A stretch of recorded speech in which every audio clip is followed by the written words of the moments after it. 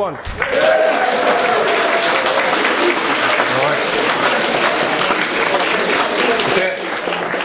It's great to be back in the centre of the known universe, Merthyr Tydfil, sometimes referred to as Mirth Vegas, due to the number of fruit machines in the local Witherspoons. Now I'm going to start with an apology. I'm not going to be talking about UFOs this evening. I know a lot of people come to see me talk about that subject. That's because I did cover that subject quite a lot in my recent TV series, and what I'm going to talk about today is everything that I haven't been allowed to put on television. I'm also... Let me just say though, if you're familiar with this film that I produced a little while ago called UFOs under NATO, the Human Mutilation Cover-Up, a very dark film about alleged cases of human mutilations on Brecon Beacons. Someone who's featured in this film, Derek Goff, is actually in the audience if anyone wants to go and speak to him. That's Derek Goff, who was the person who was originally approached by the military source. He sat at the back if you want to go and converse with him this evening.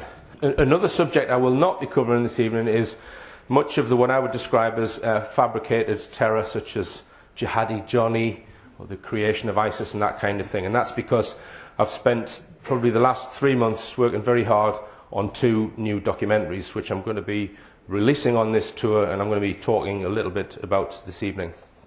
Okay, here's this year's embarrassing photograph. I was taken back in the days when I used to wear a tie. Clearly as cynical then as I am now. This is an official school photograph. Here are my siblings. My brother, older brother, clearly undermined control even then.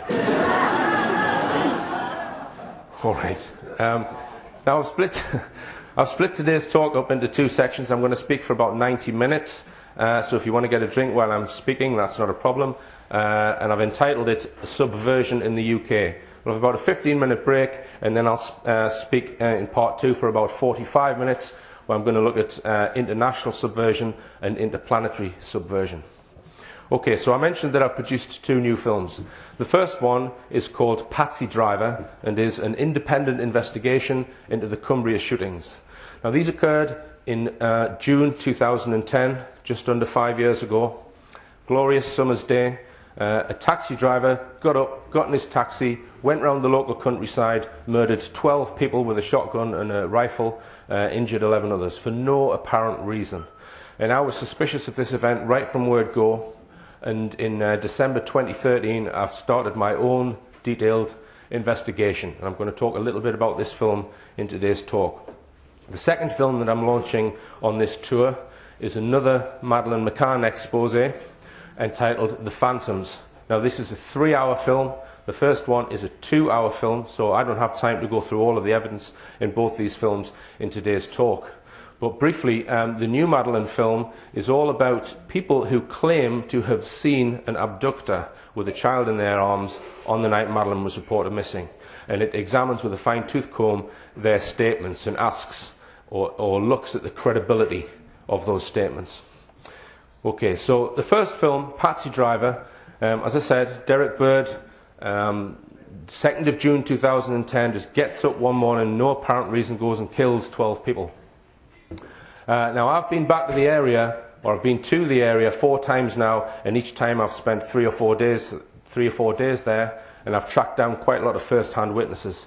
There were 24 shooting locations, and at those locations there were 90 witnesses. Of those 90 witnesses, I've managed to speak to 36. Of those, 26 have given me testimony about what they saw. So I've got quite a good picture of what happened in these events, and I would even go as far as to say that I now know more about this case than anyone other than those who have seen the official police files. And I do not agree with the verdict of the inquest. I'm going to show you a quick clip from the film. And 2 of these locations were captured on CCTV. But why have I not been able to find any images which clearly show Derek Bird with a gun in his hand in Whitehaven or anywhere else that day? I repeat, I cannot find a single clear image in the public domain showing Derek Bird with a gun in his hand. He was a quiet person, but a nice guy. He's a nice guy, he's a pleasant guy. He had a very, very nice temperament, and he was always very, very charming. From a decent family and in a decent and very beautiful neighbourhood. A family man. You know, if you had a child, Derek, can you just look after this? We will last for an hour because I've got a crisis, yeah? Yeah. He wouldn't have even thought twice about it. He's not violent, he's not overly aggressive. He was a reasonable lad who went about his business apparently in the right way. And, you know, once you got to know him, you could have a laugh and a joke. I've spent many a time at motocross meetings with him, you know, like socialising as you do, you know, having a drink after the race meetings and having a laugh and a joke about what's happened. There wasn't any underlying reason. Somebody said, oh, it's Derek Bird, it's a taxi driver. And I said, oh, no, we know the lad. Surely he hasn't been shot. And then they said, no, I think it's him that's done the shootings. And I said, oh, never. So were you surprised when you found out it was him that had supposedly done these shootings then? Absolutely gobsmacked. Right. Out of character. You can't believe what's happened. And then I heard two noises. I didn't even know there was shotgun at the time. It was just two really loud bangs. Then it seemed like 30 seconds a minute, stirring at us, and then phew, off he went. So he stared at you for 30 seconds at least? At least, yeah. Right. So you got a good look at him? Yeah. I've got two pictures of Derek Bird here. Yeah. Because obviously what you've said contradicts the picture. It does, yeah. Right. The person that I thought that I'd saw was probably late 20s and black spiky hair. What was the length of the hair? Probably inch and a half, spiked up. Okay. Now there's a description of a younger man on the police website as well, which was released about 11 AM that morning. Now the two conclusions I come to, or two beliefs I now hold, having examined this case. The first, I do believe that Derek Bird was under mind control, and second, I believe there was at least one other gunman. Now I've looked at all of the 24 shooting locations and tried to get all of the media statements and as many witness statements as I can. And if you look through them, you find lots and lots of witnesses from the second murder, because there's no hard evidence that Bird was involved in the first two murders, but from the second murder onwards, he's described as his eyes wide and staring, blank look on his face, expressionless, again and again and again. This is what witnesses describe him as. In my opinion, that's describing someone under mind control. And we've seen there a witness saying that the gunman was in his 20s with short dark hair. That cannot be a description of Derek Bird. But there's 2 hours of evidence in these programs. Now, I also look at potential motives as to why this operation may have been carried out.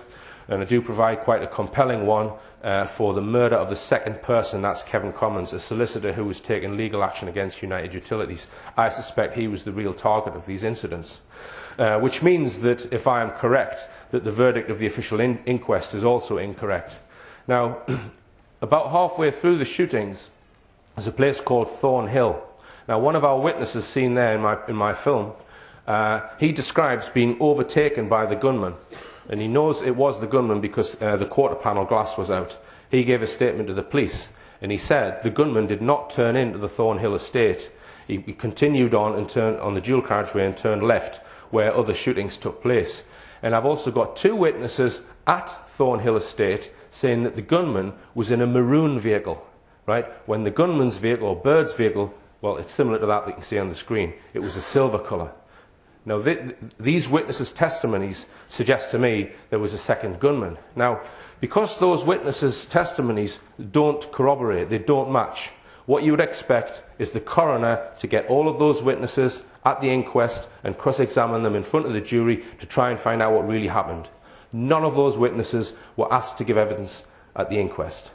So I suspect that Coroner Roberts and Chief Superintendent Slattery, or I hypothesise in the documentary that they were running that inquest to ensure that the verdict was that of what had already been put out by the mainstream media. And just to touch on mainstream media, the BBC were in Whitehaven before 12 o'clock. Now, the police didn't release that there'd been any shootings until around about 11 o'clock. It's 2.25 hour drive from the headquarters, Look North, the BBC, to Whitehaven. So how did they get there so quick? That's another area which suggests that there was foreknowledge. Okay. Now, many of you will have seen my films about Madeleine McCann, Buried by Mainstream Media, the true story of Madeleine McCann. If you haven't seen them, please go and watch them online. They're free of charge to watch. And just to reiterate the reason why I made these films, I've been campaigning now for quite a lot of years to try and get our media to tell the truth and stop lying about 9/11, the London bombings and many, many other issues. And I wanted to expose mainstream media for the tricks that they get up to. And I saw this case as probably the best case to do that with. And that's why I chose to make this 4-hour-long documentary.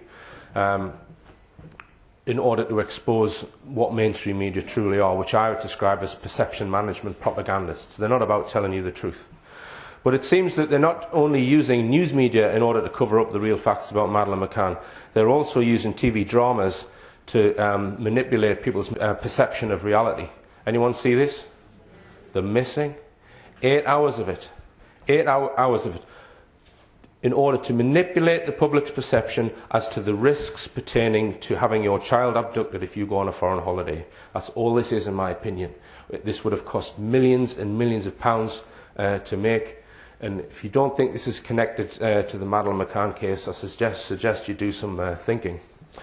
Okay, now in December last year, after my documentaries got quite a lot of views online, over 250,000 views, I decided it was time to tell the mainstream media about these documentaries. So I emailed all of these mainstream publications, the whole of mainstream print media, including the BBC and Newsnight. And this is what I said to them in my email. I am the producer of a new film about the Madeleine McCann case. The film is the most comprehensive investigative documentary ever produced on the case and is over 4 hours long. The film has now been watched by over 250,000. It's approaching 500,000 now. Slowly, the British public are learning the truth about the Madeleine McCann case. The facts of the case are quite straightforward and are covered in detail, but these facts seem to have been obscured by the many baseless stories that have been put out over the last 7 years in the media. I would be happy to be interviewed by your newspaper about this new documentary. The film is fully independent and has not been subject to interference by certain government agencies.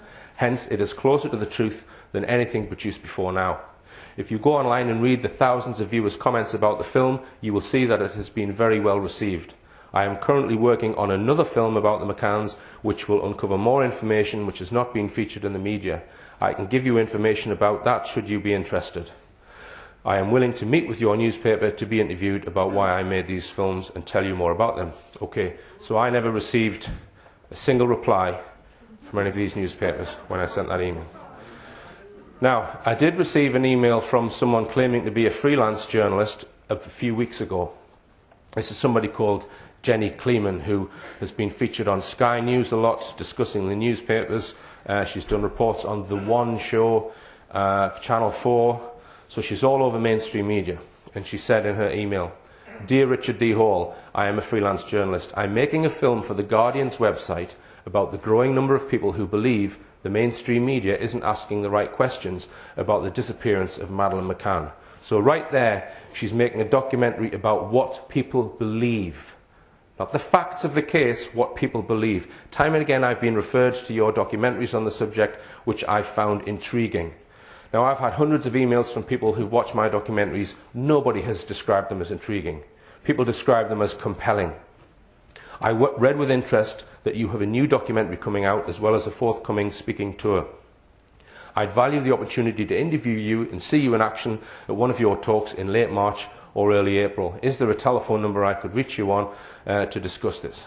So I replied to Jenny Kleeman and I said, yeah, I'd love to be involved or be featured in a film for the Guardian's website, but I've got 3 conditions.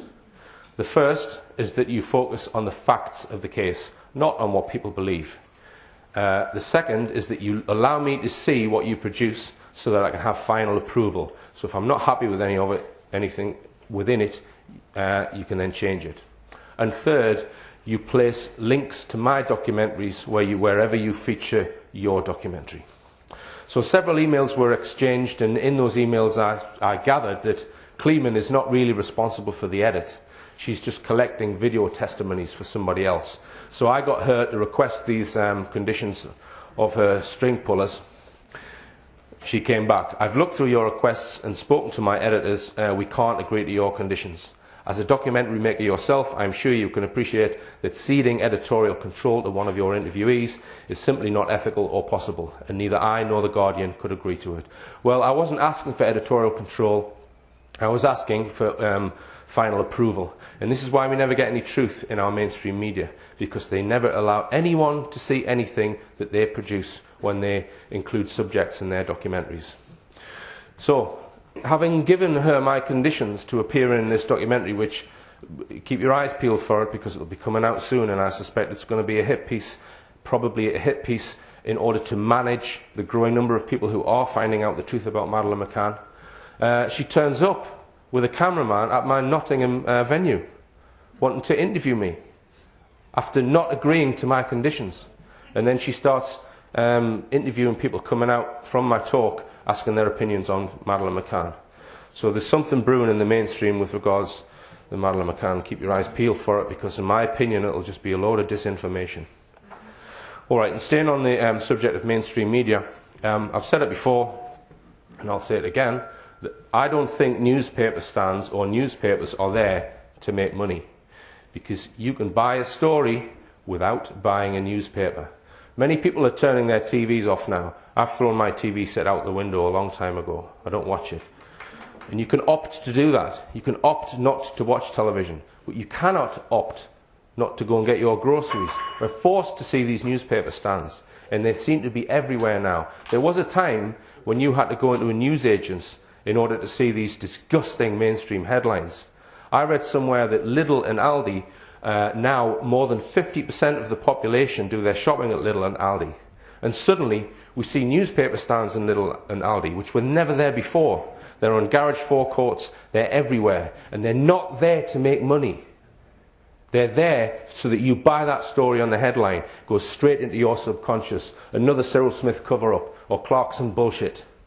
Straight into your subconscious. You cannot elect not to see this shit, right? So I'm wanting to start a campaign against Lidl, Aldi's and other shops which do not need to stock this shit, and say to them, right, until you remove that from your shops, I will not be buying my groceries from there. We need to stand up to it, because as I said, you can turn your television off, but you cannot get rid of this propaganda. I mean, just the point about them not making money, just look at the Metro newspaper. It's free. They're giving you their propaganda away because enough people aren't buying these. Alright, now last year I stood here and I gave my beliefs on the Madeleine McCann case, but these beliefs are based on evidence. And if you haven't seen the films, I suggest you watch them, because these beliefs might surprise you if you haven't seen the films. But just to point out one piece of evidence, the cadaver dog evidence. Eddie, the cadaver dog, alerted to the smell of the past presence of a human corpse in 11 locations associated with the McCanns. It was in the apartment, it was on Kate McCann's clothes, it was on Madeleine's toy, and it was on their car, and it was on the key. So that evidence is very, very compelling if you watch it, but it's not been put out vastly in the mainstream media. So my beliefs on the Madeleine McCann case are, and this is, you would need to see 4 hours of documentary in order to understand why I believe all of this. That Madeleine McCann died in April or May 2007. I believe Madeleine McCann's corpse was situated in the McCann's holiday apartment for a period of time. I believe Madeleine McCann's corpse was transported in the McCann's Renault Scenic hire car some weeks after she died. I believe there has been a high-level cover-up about what really happened.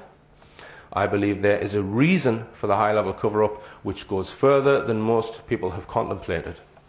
And I believe the story represents the best opportunity to expose mainstream media. Now, in the last talk, I said that I wasn't prepared to expand on this. The reason that I think there is a reason for the high-level cover-up which occurred. I'm going to try and shed some light on that today. Now, I made much use of this slide in my films, and this slide explains how the cover-up has operated over the last 8 years. The central person is a guy called Clarence Mitchell, the government's senior media spin doctor, who was effectively given to the McCanns in order to provide them protection from the media. A limited company was set up by the McCanns, which I've termed the McCann team, and that McCann team used at least 3 rogue private detective agencies. And I'm confident to stand here and say that they were all rogue in one way or another, because Numerous people have served prison sentences who were associated with those private investigation agencies. And their role, largely, it seems, was to produce bogus stories which were fed into our media. The stories that you've read on front page headlines for the last 8 years about Madeleine McCann, vast majority of them misled the public, predominantly to try and trick the public into thinking that there had been an abduction. We know that intelligence agencies have been involved in this case, from people such as Gonçalo Amaral. Gary Hagland has links to MI6, and others as well, such as we had Control Risks Group were involved. We know that Gordon Brown lent on the Portuguese investigation into Madeleine and trying to get them to change certain ways that they were running that investigation, so no one can really dispute this chart. But in order to shed light on that question, let's go back to a time before Madeleine was reported missing and redraw this chart, okay, before that holiday. Well, clearly Clarence Mitchell wasn't involved until 3 days after Madeleine's reported missing. We didn't have any private detective agencies, obviously. The media were not aware of Madeleine McCann before the holiday. And of course the Portuguese police were not investigating the case, so we can get rid of that. But can we go any further, right? So the question I'm asking in today's talk is, were the McCanns, or one of the McCanns, known to intelligence agencies before the 2007 holiday? Now, there's no hard evidence and there's no proof that they were, or one of them was, right? But I'm going to show you some circumstantial evidence at the end of this talk, which is very interesting, that I think you might want to see. So I'm going to park that question there. Were the McCanns known to intelligence agencies before their 2007 holiday? And I'm going to show you some, as I said, I'm going to show you some evidence later on in the talk. Because if they were, and I'm not saying they were, if they were, it would certainly explain this rapid cover-up. Now, this is my list of beliefs on the Madeleine McCann case. I'm going to add one to this. I believe the Detective Chief Inspector Andy Redwood, who led the Scotland Yard investigation to allegedly find Madeleine, should be arrested. I believe he should be arrested for attempting to pervert the course of justice, because I believe he has fabricated evidence. And this is the evidence that I believe he has fabricated. And he showed this evidence to over 7 million people in October 2013 on Crime Watch UK. Now, in order to understand why I believe this is a piece of fabricated evidence, you'd need to watch my new film on Madeleine McCann called The Phantoms, which, as I said, examines with a fine-tooth comb all of the statements people have come up with that somebody was seen walking away from the apartment with a child. 3 hours, 3-hour documentary, which I haven't got time to go into all of the evidence today.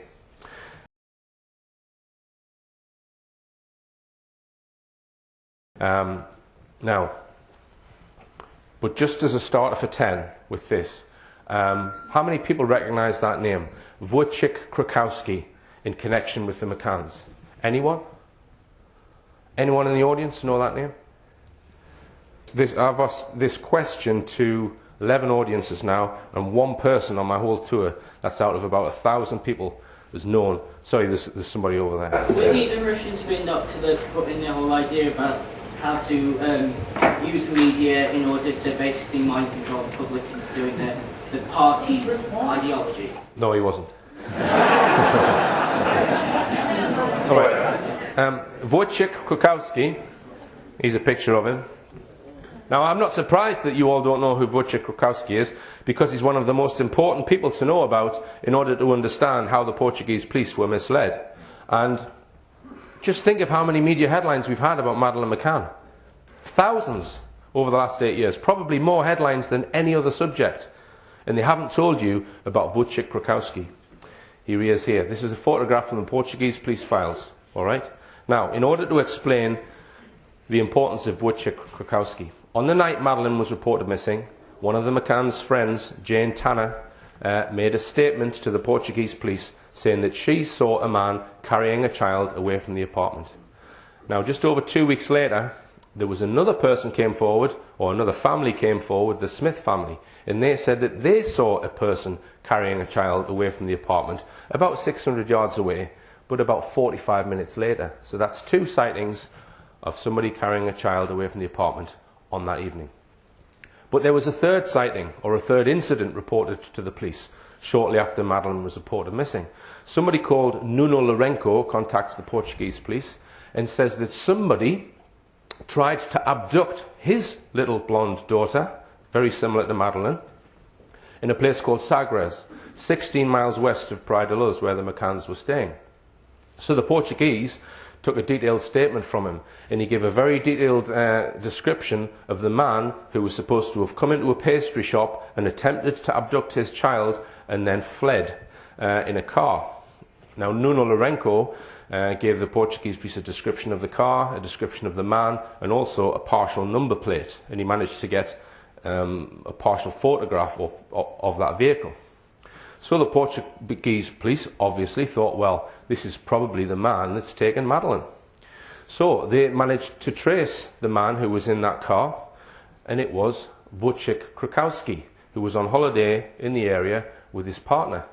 So they traced him, and he'd got on a plane shortly before Madeleine's reported missing, and he's back in Poland where he lives. So they got Interpol to go and connect him, but they completely ruled him out of their investigation. Wasn't involved in Madeleine's disappearance. And it seems now that there's huge question mark over this Nuno Lourenço's statement, whether or not this even happened. Because there are no, as far as I'm aware of, there's no independent witnesses to this man attempting to take a child in a pastry shop. And also, it's very strange that Nuno Lourenço only reported that his daughter was attempted to be abducted 6 days later, just after Madeleine was reported missing.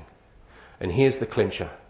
The description of Wojciech Krakowski is almost identical to the man Jane Tanner described, and is also almost identical to what the Smith family described.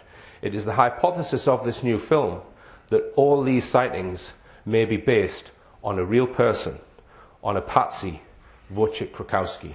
And this was possibly all fabricated in order to mislead the Portuguese police into believing that there had been an abduction. But as I say, it's a 3-hour-long film, and I'm not surprised that no one has heard of Wojciech Krakowski. Okay, I'm just going to show you a brief clip from this film, because I actually went to try and speak to, or I did speak to one of the McCann's private investigators.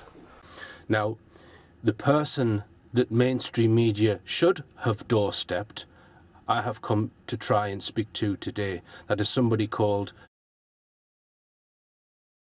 and I'm sitting outside the block of flats where he lives. Worked for the McCanns for 6 months, and in that 6 months he had an insight into the true investigation, quotes, investigation, into allegedly trying to find Madeleine. This man, who worked for the McCanns for 6 months, told me that he forensically examined all of Jane Tanner's statements, as we have just done, and he thought that none of what she said could have happened. Right, so that's the McCann's own employed private investigator saying that he didn't believe their friend's statements about there being an abduction. Now, he told me, I actually sat with him for 3 hours, and one thing he told me was that their job was to examine the McCann's mail. And he said that he began to get really suspicious when a lot of that mail was unopened. If your daughter's gone missing and you're wanting to look at every lead, are you gonna leave your mail unopened? He told me a lot of other things, much of which I haven't made public because I'm not sure how much of it was actually true, what he was telling me. Now, just to recap on the films, the first film is 4 hours. The second film looks specifically at claims of an abduction, 3-hour-long film. And there may be more coming out, because I'm intending this to be the definitive account of the whole McCann affair. Because one film that could potentially be made is all about the timeline from Madeleine being reported missing backwards.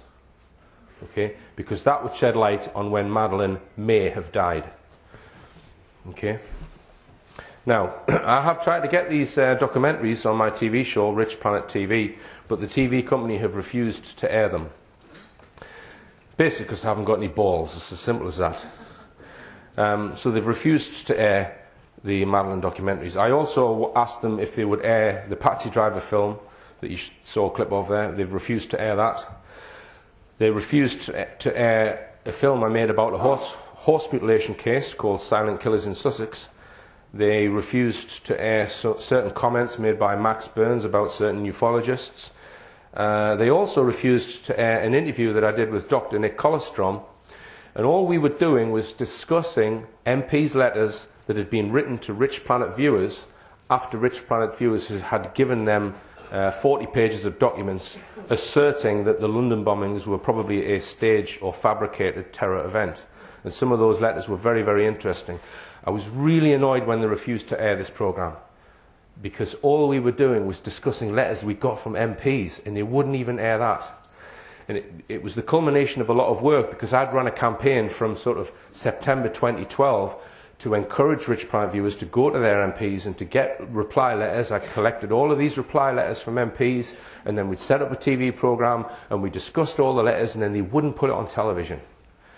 In fact, they've made it clear to me that any programme that challenges accepted narratives of any recent story, they're not prepared to air. So I'll give you an example. Here's an email from the TV company. It says, everyone remember the Rosetta spacecraft last year, which supposedly landed on the side of a comet?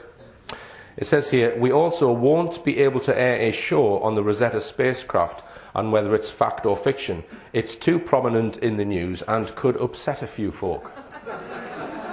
So this is what I'm up against with the TV company that I'm providing my TV shows to. And each programme that I air, I have to pay them £600, yet they're censoring a lot of my most important material.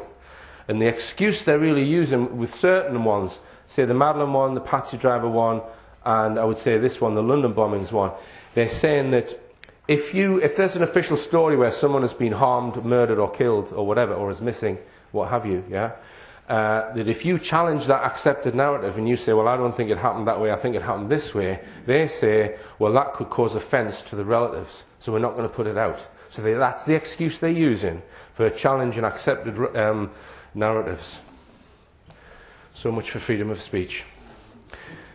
Okay, now last year I did a survey to try and find out Britain's most subversive TV programme, and Richplanet viewers voted the BBC News the most subversive show on television. And this year I'm launching a new survey. Now, I'm asking you to take part in another subversion survey to try and find out the most subversive and manipulative false hero or role model. What do you mean by that, Richard? Well, if we look at former KGB agent Yuri Bezmenov's subversion chart, we see that one of the ways of subverting an entire nation is to use what he calls false heroes and role models.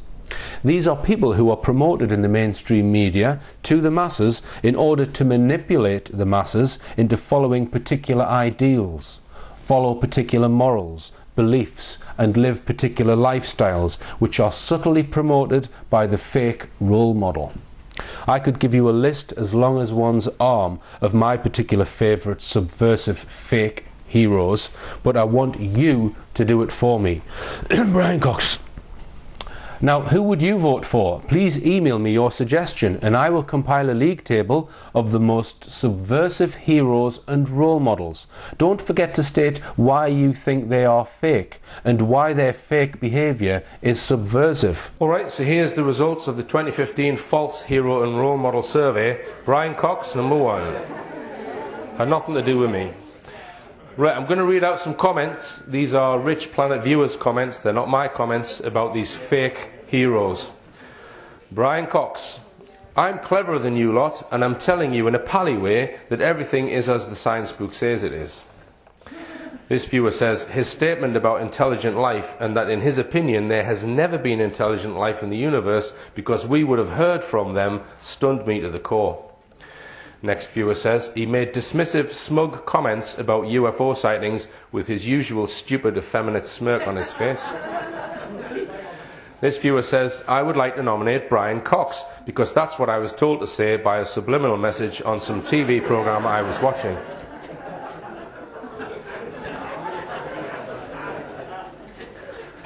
Also, he's a complete arse. But for me, it's what Brian Cox doesn't talk about that makes him subversive. Yeah? Why doesn't Brian Cox talk about the most important book written this century? Where Did the Towers Go? By former Professor of Engineering Mechanics, Dr. Judy Wood, which proves that the World Trade Center towers didn't even hit the ground. They were turned to dust in midair, which could not have been caused by aeroplanes. Why doesn't Brian Cox talk about Flight 175 on 9/11 and the totally impossible physics of Flight 175?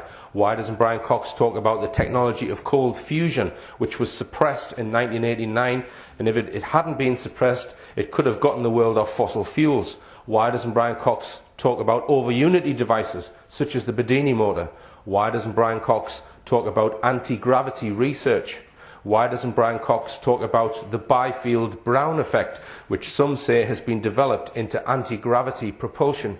Why doesn't Brian Cox talk about theoretical physicist Mikhail Alcubierre's mathematical model, where space around an object is shifted so that the object would arrive at its destination faster than light would in normal space? Why doesn't Brian Cox talk about the thousands of pilots that have reported seeing UFOs? And why doesn't Brian Cox talk about the evidence of Professor Emil Schweitzer, Belgium's top radar expert, who examined radar data from a UFO? The UFO travelled horizontally, did a right angle turn and went up vertically, and at the point of the turn pulled a corner of 30 G. Why doesn't Brian Cox talk about images allegedly coming back from the Opportunity rover, which experts say is a crinoid fossil? Why doesn't Brian Cox talk about the structure of the quantum vacuum? Why doesn't Brian Cox talk about researchers such as Dr. Rupert Sheldrake, who have scientifically studied phenomena such as psychic phenomena? Well, the reason is because Brian Cox's job is to keep the public's mind focused on a GCSE level science. That's it. And to fool people into thinking there's nothing worth knowing in science outside of that, when the reality is there's a vast amount that has been covered up. And just for your own entertainment, here's the man himself. Students from Highbury Primary School ask, when something enters a black hole, what happens next? Now that's a brilliant question. The quick answer is we don't know. Now, dark matter. Lots of students have been asking the simple question, what is it? Great question, don't know. Noah from TAFE SA asks, is maths the language of the universe? Yes. Why that is the case, we don't know. Being baffled is a great position to be in, I think. Absolutely. And then you go and try and unbaffle yourself. That's the definition of science, I would say. Armina from Telopia Park asks, how is the human brain linked to the cosmos? What is it to be me then, to be you? What is it to be alive and conscious? And the answer is we don't know. Mandy from Darwin High School and Matthew from Gungahlin College ask, will we ever be able to travel faster than the speed of light? Well, Mandy and Matthew, I think the answer is no. Now, the idea of life on other planets. Students from Highbury Primary School ask, is there life on other planets? Aliens even? It's, as I said at the start, it's one of the questions I really want to know, and I think we might answer very soon. Obviously, if there isn't any, we'll never answer the question.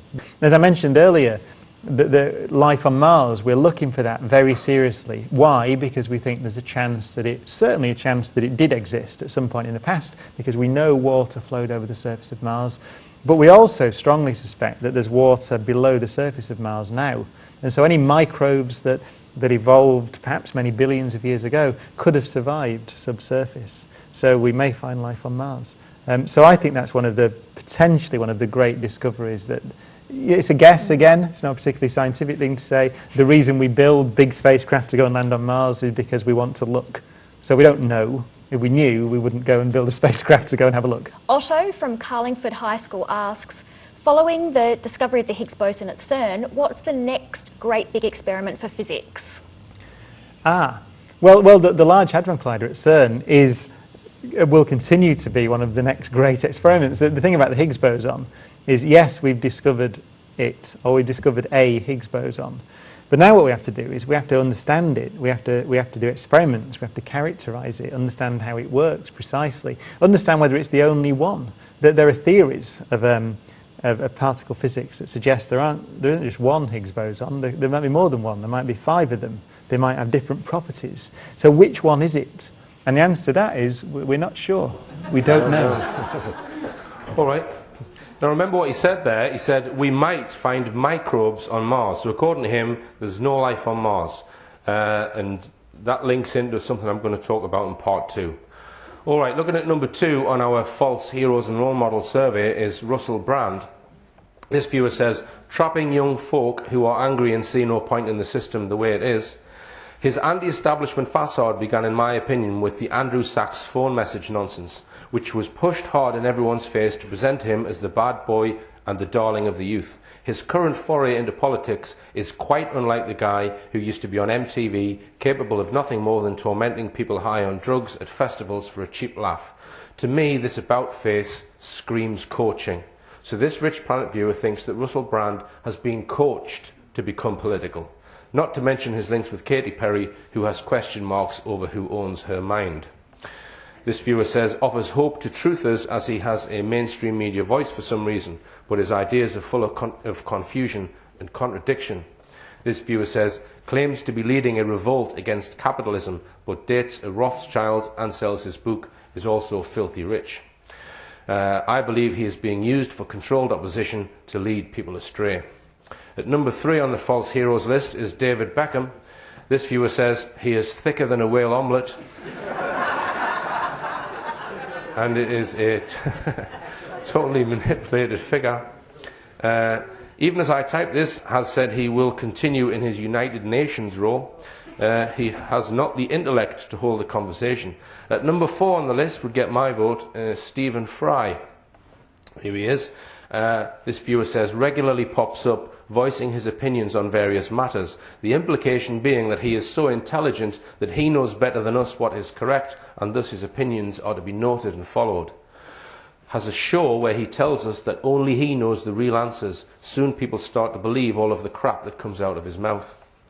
This viewer says, was quick to condemn Putin regarding apparently anti-homosexual legislation, but strangely keeps quiet about Qatar and other Middle East countries, where being gay can actually get you flogged or even worse.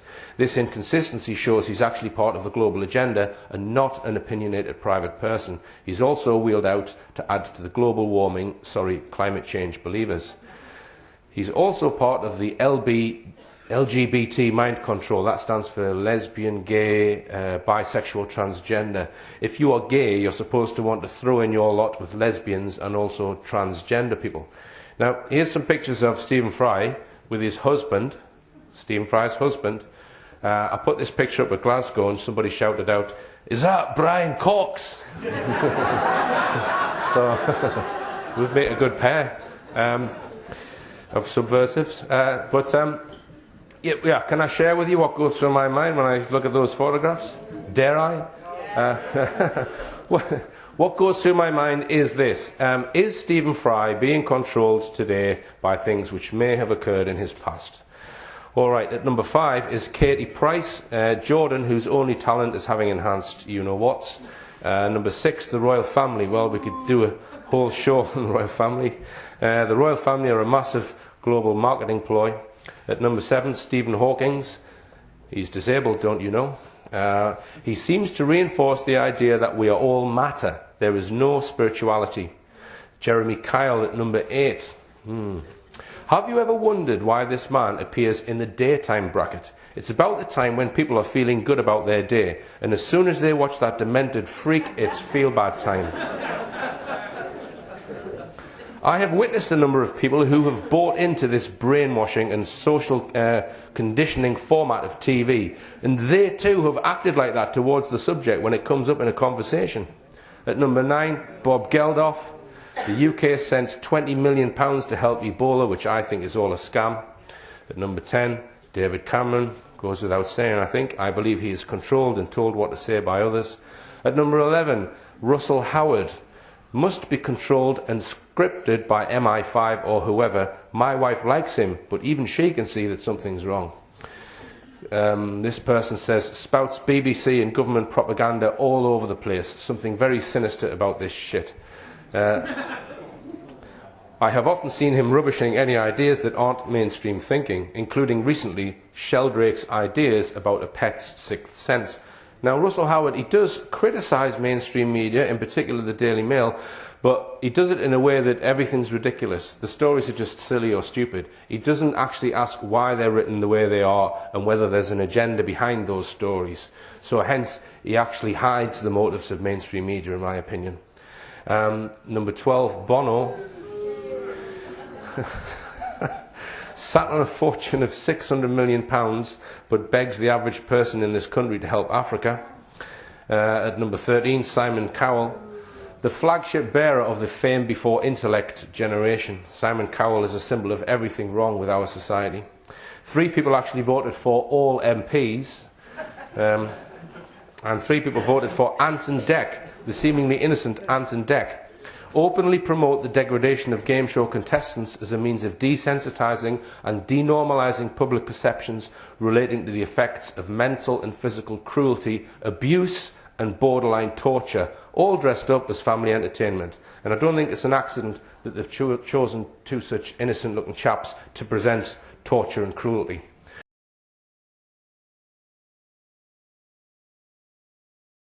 Okay, now in the category of science, we've already looked at these guys, Cox and Stephen Hawking. At number 3 on the science league is Richard Dawkins. Now, Dawkins made a lot of TV programmes bashing religion and promoting the idea of evolution and Darwinism, but he doesn't really tackle any of the huge flaws in the theory of evolution. He made one series called The Enemies of Reason, and in that series he went to interview Dr. Rupert Sheldrake, who I've met and interviewed. Now, Rupert Sheldrake has done research into psychic phenomena and animals' possible psychic abilities, this kind of thing. So they go into Sheldrake's house, and the cameraman films from the side with Dawkins and Sheldrake sort of in a confrontational conversation. So Dawkins pipes up that in a romantic spirit, he himself would like to believe in telepathy, but there just wasn't any evidence for it. He dismissed all research on the subject out of hand. He said that if it really occurred, it would turn the laws of physics upside down, and added extraordinary claims require extraordinary evidence. So Sheldrake replied, well, this depends on what you regard as extraordinary. Most people say they have experienced telepathy, especially in connection with telephone calls. In that sense, telepathy is ordinary. The claim that most people are deluded about their own experience is extraordinary. Where's the extraordinary evidence for that? So then they both agreed that controlled experiments were necessary. Sheldrake said that this is why he had actually been doing such experiments, including tests to find out if people really could tell who was calling them on the telephone when the caller was selected at random. The results were far above the chance level. The previous week, Sheldrake had sent Dawkins copies of some of his papers, published in peer-reviewed journals, so that he could look at the data. Dawkins seemed uneasy and said, I don't want to discuss evidence. Why not? Sheldrake asked. There isn't time. It's too complicated. And that's not what this programme is about. The camera stopped. So I think Sheldrake has exposed what the likes of Dawkins is up to on mainstream television. And it seems to me that they're trying to keep the public's mindset focused on that the world is just made of atoms and that's it. All you are is a biological computer. There's no soul, there's no spirituality. Because if we just consider space for a moment, I actually believe that matter or atoms are trapped light. And we've discussed this in some of my previous shows. But light is a vibration through space, or of space, of the fabric of space itself. So space and matter and atoms are all part of the same continuum. So it's very important to consider space when you're considering reality. I would actually argue that space itself is more important than atoms. And Sheldrake has looked into a lot of this. I'll give you an example. Sheldrake actually believes that your long-term memory is not stored inside your head. And there's a lot of evidence for this. I actually agree with him, that your brain is more like, this for your long-term memory, not your short-term memory. Your brain is more like a tuning device, and it's actually accessing those memories from somewhere in space. He calls it morphic resonance. And there's a lot of evidence for this, but it's not put forward fairly in mainstream television.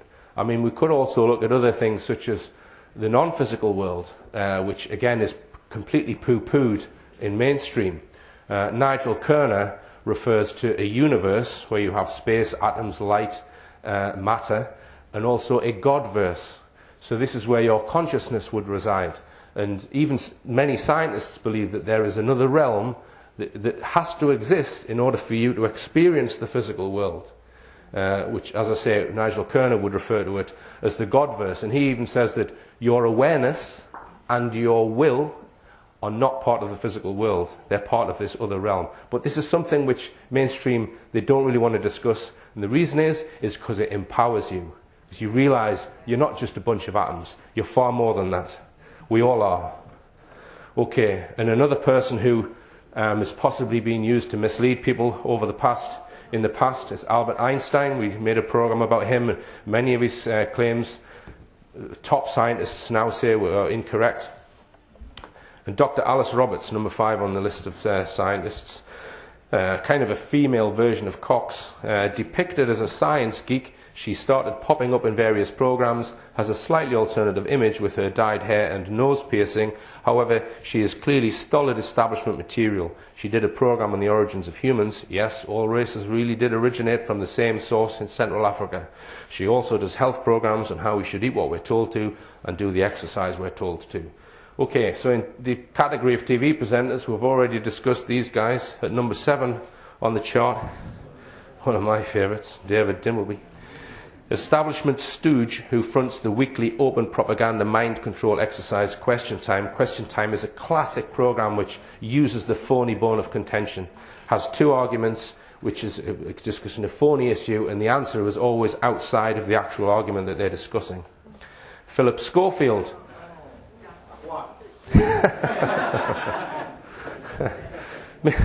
Mr. Nice himself was complicit in the scuppering of the Lord McAlpine investigation. This is a viewer's comment, not my comment, by accidentally showing the nation a piece of paper with suspects' names on it. It is my opinion that he is a security service asset and paedophile protector. Now, this is the incident that the viewer is talking about, where Schofield supposedly prints off a list of paedophiles from some rogue website and hands it to Cameron. Now, I've discussed this with Neil Sanders on my show, and he's of the opinion that an event such as this is completely scripted from start to finish. And the fact that those names were accidentally seen by the camera would have been done on purpose. This was being done possibly to take control of this issue and maybe to garner sympathy for Cameron. And Neil Sanders compared it to the Nixon-Frost interviews of 1977, where Frost supposedly got some admissions out of a former president about things connected to the Watergate affair, but Neil Sanders alleges that this was scripted by the Pentagon, and it wouldn't surprise me if this is the same. All right, at number 9, Piers Morgan. I can hear the groans in the audience. Yeah, a creation of Rupert Murdoch. And at number 10, now I put this presentation together before this latest rubbish about Clarkson, so he would have been probably near the top, I would imagine, had I done this later. Now, this viewer says, has made it his comedy style to insult and demean other cultures and less fortunate people than himself. Now, to me, what I think's going on here with this Clarkson drivel, and Russell Brand as well, is they're trying to create anti-heroes. So Brand is put out to appeal to younger, more left-wing minded people. Clarkson is appealing to middle-aged, more conservative thinkers. And they're both, in my opinion, acting as sponges, because there's a lot of people who are disillusioned with mainstream media and mainstream politics. They don't buy into it.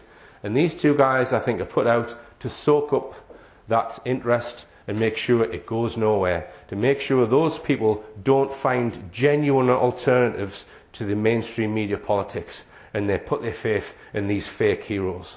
That's what they're for, and that's what all these headlines you've seen are for. Okay, on TV presenters, number 11, Jon Snow, possesses the intelligence to know better, but still elects to shovel bullshit at us during the week on Channel 4 News. The Pope, could probably do a whole lecture on the power of the Vatican. It's a religious capitalistic society in which the Pope is regarded as a messianic figure with the propaganda of the church media. Barack Obama, governed by the same type of individuals who hide behind the great financial interest. A Hollywood actor, in my opinion, that's all he is. Arnold Schwarzenegger. Somebody sent me a video of Arnold Schwarzenegger when he was governor of California, saying how we need to clamp down on illegal use of drugs in sport, which I thought was a bit odd. Yeah. Nigel Farage, we'll come on to Farage. Boris Johnson, number 8. There's a lot of groans. Yeah. Get it out your system. Yeah. Boris Johnson markets himself and is marketed as a lovable oaf, a toff with no airs and graces who is down to earth and likeable. Nothing could be further from the truth, as he is at least as bad as Cameron, willing to do whatever he's expected to by his string pullers in return for a little fame, power and glory. George Galloway at number 9, an interesting choice. This is a viewer's comment, not my comment. The man who started a crowdfunding project for £50,000 to make a documentary about Tony Blair, £250,000 later, no expose, but Georgie has had a makeover. The rebel politician, friend of Islam, and 9/11 official story stated believer. So what this person is talking about is Galloway was wanting to make a film all about Tony Blair called The Killings of Tony Blair, which is a double meaning, meaning the illegal wars and also the monies that he's made from giving speeches and that kind of thing, the killings of Tony Blair. But apparently, Galloway is alleged to have said that he would make it once he got 50 grand, and it's never transpired, according to this viewer. And the thing that puts a question mark over Galloway's head, in my opinion, is that he as far as I'm aware, he believes the official story of 9/11. I mean, how can anyone believe the official story of 9/11? Okay, next, Hillary Clinton. Well, more groans from the audience. All right. And in the category of sport and celebrity, somebody has voted for Jessica Ennis-Hill. Subconsciously promotes a certain way to look, which is unobtainable to the average woman. Used by the Bank Santander to attract young men and women with the sole intention of getting them to open a bank account and get them into debt. And this is part of the agenda. Keeping people locked into consumerist materialism, thinking they need the best of everything in order to be a proper person. And someone who also promotes this kind of thing is Karen Brady. Karen Brady, who was the managing director of Birmingham City Football Club at the age of 23. Now, there's an interview with Karen Brady and Piers Morgan, if you can watch it without being sick. I'm sure you could probably get it on the internet, but sort of it's the idea that it's putting across is that the only way of measuring somebody's success is how much money they've made for themselves. It's pretty disgusting if you ask me. But if you look at Karen Brady's past, you'll find that she isn't a self-made millionaire as she's portrayed in these programs.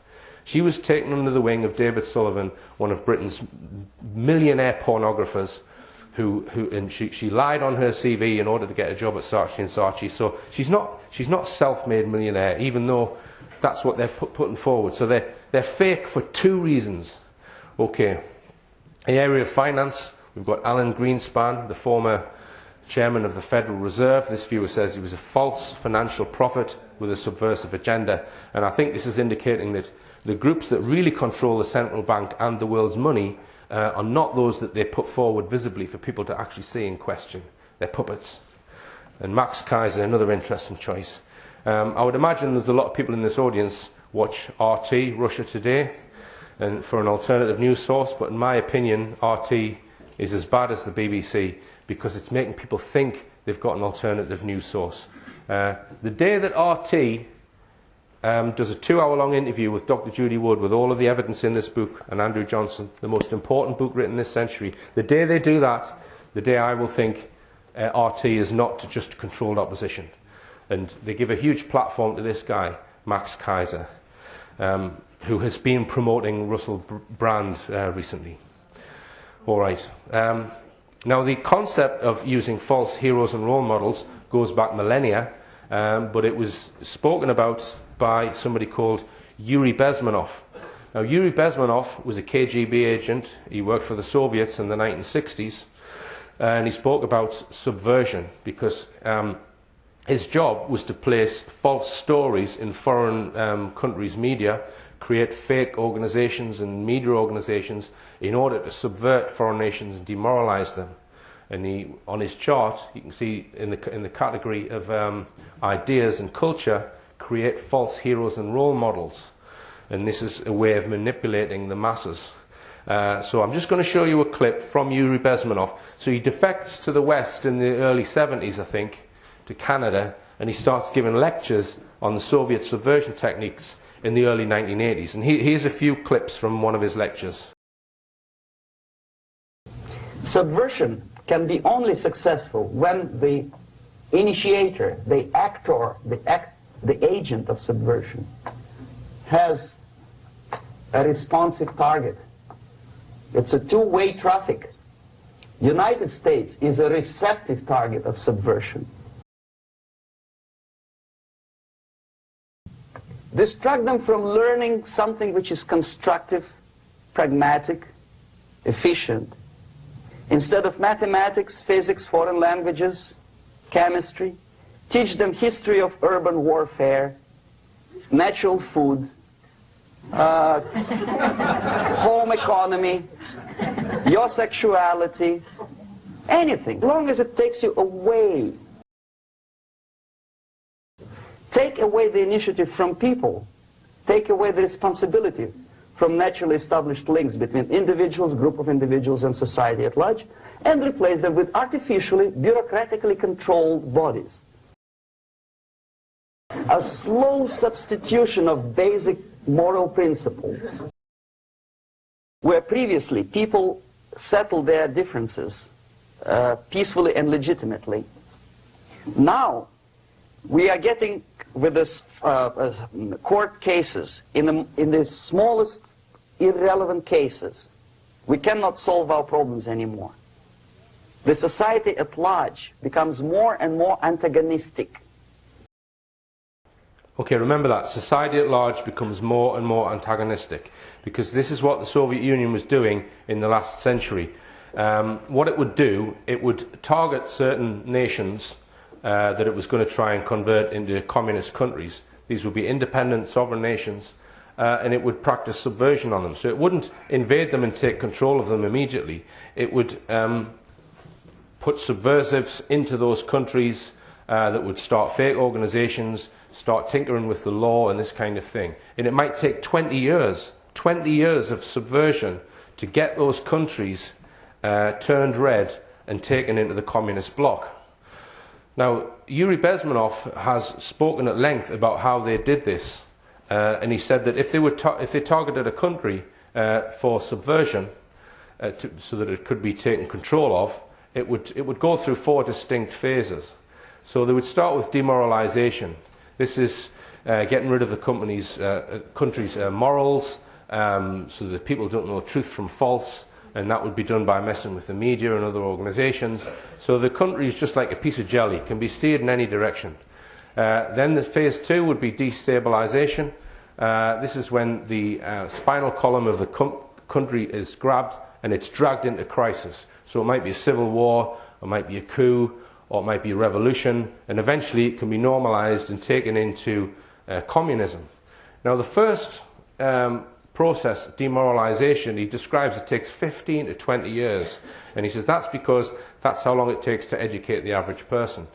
Now, it is my hypothesis that there is a constant program of demoralization right here, right now, in the UK, by those who pull the strings of our governments and remain hidden.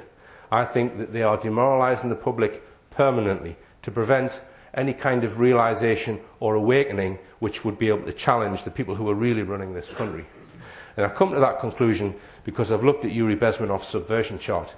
This is the first, just to point out, I don't think the agenda in the UK is to destabilize the country or take it into crisis. They've already got ownership of the country. It's a permanent phase 1. And as I said, I come to this conclusion because I've looked closely at Bezmenov's subversion. This is phase 1 here. This is the first 15 to 20 years where they're demoralizing the country. This is it here. This is exactly as it appears in Yuri Bezmenov's chart. So we can pick out things on this chart which we can see going on in the UK. So in education, create permissiveness, resulting in ignorance. I think if you get, let's say, an A-level maths paper from 1980, you compare it to today, you can see that standards have gone right through the floor. And people are coming out of education ignorant. There's no doubt about that. In the area of media, monopolise and manipulate the media, focus on non-issues to create an uninformed myopia. Myopia meaning you're not aware of the big picture. In culture, we've already discussed false heroes and role models. So their intention was also to break up families. We're seeing a lot of families breaking up in our society today like never before. And the question you've got to ask yourself, is that being done via a subversion campaign or is it by accident? I say it's been done deliberately.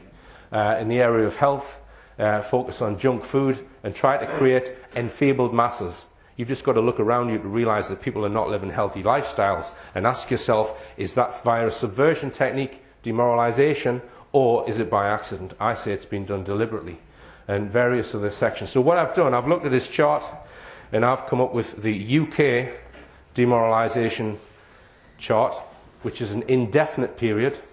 I've changed some of it. For example, I've changed religion to social groups because I think they're creating social groups or infiltrating them with the intention of disempowering people. And that's what I think all of these community projects are. Community projects where they set up quangos, give them a load of money, but they have all these strings attached to them. In my opinion, adult learning, all that crap, it's all about disempowering people, not empowering them. In education, reduce the standards and centralise the syllabus, which is what they've done. And I'm going to look at some other areas in the rest of part one of today's talk. So we've already looked at false heroes and role models, which the intention is to create ignorance, create an ignorant population. But it's a particular flavour of ignorance, where people don't realise they're ignorant, and also get people wrapped up into materialism, material goods, making people desire the lifestyle of the celebrities. Okay, let's look at another area. Now, I've got on the area of life, race, manufactured division, and create antagonism and hatred. It's a controversial issue. Someone said to me the other day, well, Richard, you never tackle the issue of race, so you're obviously a shill. Okay, well, let's take a look at it. And I think the issue of race is used to create antagonism and hatred, which is what Yuri Bezmenov spoke about. And we're all familiar with these sort of headlines, new migrant flood on way. But I would ask the question, are these headlines promoting a sober, intelligent debate about the issue of immigration, or are they creating fear? I would argue that, by and large, they're creating fear. I'm not saying there's not an immigration issue. I think there is. I think petrol is poured onto the issue and is ignited to get people in fear. Because once you're in fear, you think with a different mindset. You have a much more primitive sort of thinking once you're in fear of an issue. And I think that's what's going on. I'm just going to give you a simple example of why people don't really think with their brains on the issue of immigration. Let's just say that everyone in this room, we all go to another planet, and there's one island on that planet. So there's 100 of us, and each one of us have got £1,000. So some of us are farmers, some of us are builders, some of us are doctors, what have you. And we only need £1,000 each because that money is exchanged throughout the economy and it's fine. We're all living in peace and harmony. And two immigrants come along. One of them has got £100,000 and the other one has got no money. Every person on the island has got £1,000 each. Which one would it be in the best interest to let in your country? Which one would you let in? The one with the £100,000 or the one with nothing?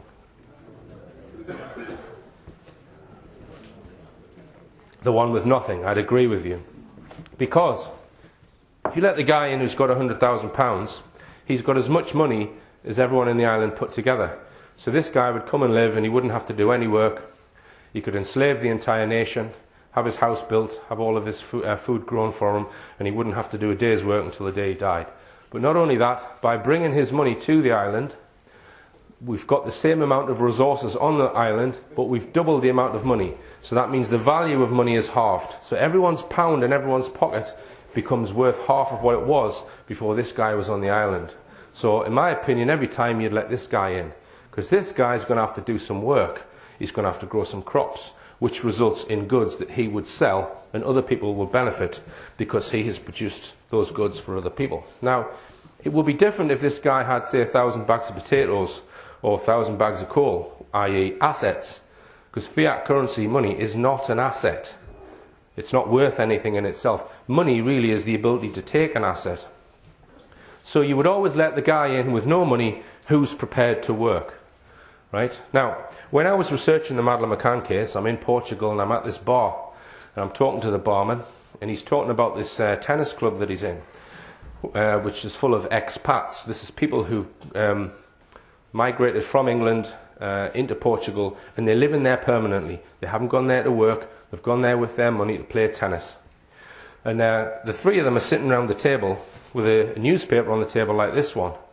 And all three of them are sitting looking at the newspaper saying, bloody hell, isn't it flipping disgraceful what's happening to our country? All these bloody immigrants. Right? And they're living in Portugal permanently. So the guy pipes up to them, he says, well, hang on, you're an immigrant of Portugal. And you know what they said? They said, oh, well, that's different, because we bring money. They thought that they were actually doing the Portuguese a favour by bringing their money there. Yeah? Absolutely deluded, completely deluded, because all they're doing by bringing their money there is pushing up house prices for local people and also introducing more currency, which is devaluing the local currency. So completely deluded. If you're going to let someone into your country, you let someone with no money in who's prepared to do work. And I would suggest that that's the majority of people who do come into the country. So it's double standards in a way. But as I say, I'm not saying there's not an immigration issue. I'm saying that it is blown up out of all proportion. And it is used to create antagonism. I mean, I would say that if I asked everyone in this audience, I'd probably get a different view on it. Everything from, say, we need to close the borders and let nobody in, to every person has the right to roam the planet freely and live wherever they like. Well, clearly the answer lies somewhere in between those two. Yeah? And indigenous people should be respected when people do move around the planet. So why can't there just be a simple, honest argument about that? Why is it such an antagonistic issue? And I suggest it's done deliberately because it's a great issue for getting people's backs up. Which, come on to this guy. Now, I would agree with a lot of what Farage says with regards to sovereignty. I don't think powers should be given to Europe and then possibly a world government after that, because he's against that, Farage.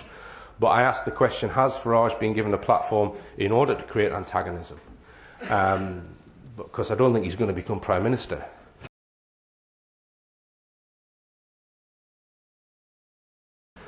All right, let's come on to another issue. Now, I've changed Yuri Bezmenov's chart. I've said I've changed the media into media and the internet, because clearly the internet is a massively important part of people's lives now. And there are two major issues with it that I think are, or at least one of them has been used for demoralisation, and that's social media. People are living huge parts of their lives within social media, and I think you could probably draw an entire new chart just for the techniques being used within social media in order to demoralise people within social media.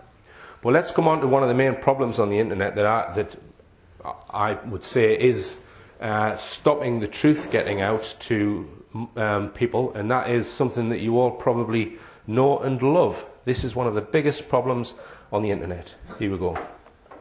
Google. Now, it looks so innocent, doesn't it? Google. We're all familiar with that. Now, why do I think Google is one of the biggest threats to getting the truth out? Well, let's just do a search. Let's search for Madeleine McCann and see what we get. We get the result from the Express newspaper, the Metro, the Daily Mail, the official Find Madeleine page, the Telegraph, the Express, the Mirror, Vanity Fair, the Guardian, the Daily Telegraph and the Daily Mail. Every single one of them mainstream sources. My Madeleine films have been watched by nearly 500,000 people, and in my opinion are far more accurate than anything that has appeared in the mainstream media. So why aren't my films on there? Now, people would say, well, yeah, but you've got to go further down the list. But here's the problem. 95% of all web traffic goes to sites on page 1 of Google. So 95% of people will never go past that first page. And this, in my opinion, is a form of soft censorship. Most people are still getting their information from corporate mainstream sources.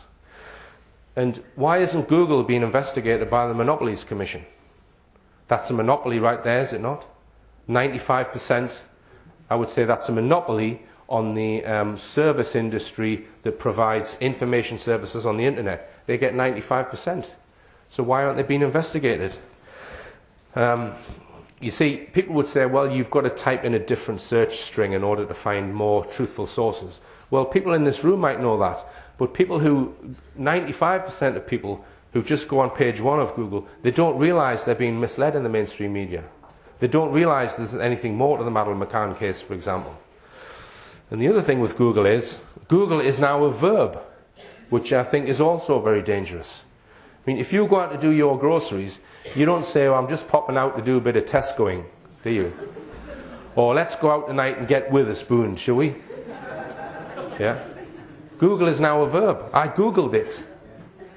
By making Google a verb, you're putting all your faith and loyalty into one corporation. A corporation which I think needs to be investigated by the Monopolies Commission. And a corporation which doesn't even publish its algorithm. So you don't know whether there's any corruption in it ranking those mainstream sources first. Huge problem in getting the truth out. People think the internet is the answer, but we've got to tackle this if the internet is going to provide the truth to people. Okay, let's look at another area. In the area of law and order, this is a Yuri Bezmenov one, rights versus obligations, with the intention of creating less individual responsibility. Now, it's a tricky one to explain, but I'm going to try and tackle it. Let's just say someone fires a bullet at you and it hits you. You have the right to have them taken to court and sent to prison. But let's just say that we say, no, we want you to take personal responsibility for that and dodge the bullet. Yeah? You're not going to have the right to take someone to court who shoots you. That clearly is ridiculous. You need that right. But what if you're walking down the street and there's a loose paving slab? Should you take personal responsibility and avoid it? Or if you fall over it and harm yourself, should you be able to sue the council? Well, that's maybe in the debatable category. Let's go to the other end of the spectrum. If you set off from your house and it starts pissing down with rain and you get soaking wet because you forgot to wear your coat, can you sue the council for getting wet? Well, clearly you can't. You take individual responsibility for not getting wet and wear a coat, yeah? So what I'm saying is there are hundreds of things that we do every day which involve risk, which could harm us. And we could, if we wanted to, give people rights for all of those risks. So anything harmful that might happen to you, we could say, well, we're going to give you the right. You're going to be able to sue the government for this, that, or the other. Right? And what Yuri Bezmenov says is if you load people with rights, you give them too many rights, it completely screws up a society. Because every little thing that happens negatively in your life, you're either taking someone to court, or you're taking a corporation to court, or you're taking the government or the council to court. And all people do is chase their tails in the court rather than take personal responsibility for their own lives and settle their differences without government involvement or without going to court. Right? Now, we've all seen this. This is Merthyr High Street. Have you had an accident in the last 3 years? Well, I had diarrhea about 2 years ago. I didn't quite make it. Will you take it on a no-win, no-fee basis? Now, I'm not saying that the solicitors who do this ridiculous thing in the street where they ask people if they've had an accident, I'm not saying they're trying to demoralise the population. I'm saying the legislators that allow this to go on are. Because all you end up with is a whole load of trifles in the courts and people spending their lives with ridiculous molehills of issues. And that brings us on to the slavery issue. This is the government legislation that they've described as anti-slavery legislation, which is a complete misnomer. If you read the legislation, it's not legislation against slavery, against physical slavery, shackling someone and making them do forced labour. That's not what it's about. They very slyly called it modern slavery. And what they mean is mental slavery. Because if you read the Act, what it entails is, if you ask someone to do you a favour, and they do that favour, and at some point later, that person's not happy that they've done a favour for you, and they think you've taken their liberty away, they can have you arrested. So they're trying to bring in laws to prevent people from being taken advantage of. That's what the slavery legislation is. It's not against slavery. It's not protecting you against slavery. It's protecting you against being taken advantage of. Now, I've been taken advantage of a few times in my life, and what do? You learn from it, and you get on with your life. You don't think, oh, well, I've got rights now. I can go and sue that person, or I can ring the police because they've asked me to do this favour or that favour. Right? The slavery legislation is going to cause absolute chaos. But it's a drip, drip, drip, drip, drip. People spending and being given the right so that they're not taking individual responsibility for their lives. It's a classic Yuri Bezmenov thing. But it's sold to you, we are going to give you rights. Anti-slavery legislation. It's altruistic. We're just protecting you. That's all it's for. We're giving you rights. No, it's not. It's to screw up society. That's what it's for. And all our MPs, I'm not sure whether they've voted on it yet, and they always put out these sob stories. You've probably seen them. There was one in Wales recently, some guy living in a caravan or something. Absolute bollocks. They're doing it to try and they're even trying to get people to snitch on other people. Have you seen someone being enslaved? It's in order to create less responsibility within society, and it's absolutely disgusting. We've gone this long without this legislation. Ask yourself, what's it really about? Okay. Now, in the area of health, well, you know, we could do a whole lecture on health and how people are enfeebled masses, or they're trying to create feeble masses. Focus on spectator sports and pubs, people spending all day drinking beer, watching sport on big screens, and also use the Mental Health Act to get more and more people on psychotropic drugs, which again creates enfeebled masses. Okay, somebody said, why did you put that subliminal of a Costa coffee cup in your talk? I was going to talk about soft drinks and what have you.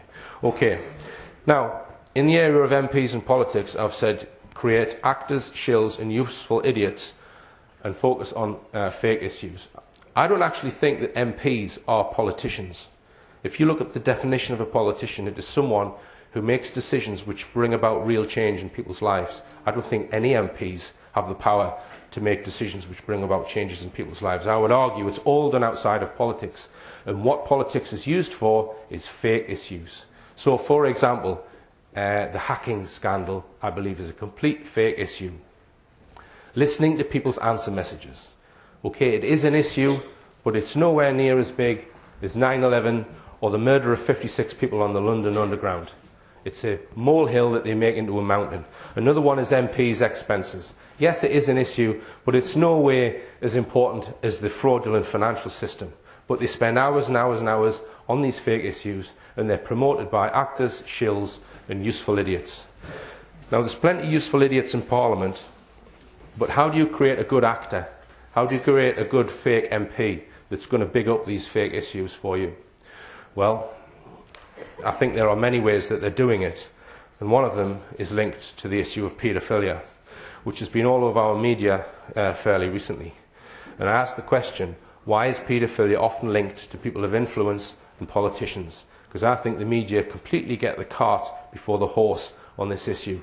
Now, I'm going to show you a clip of me talking to Bill Maloney about this issue.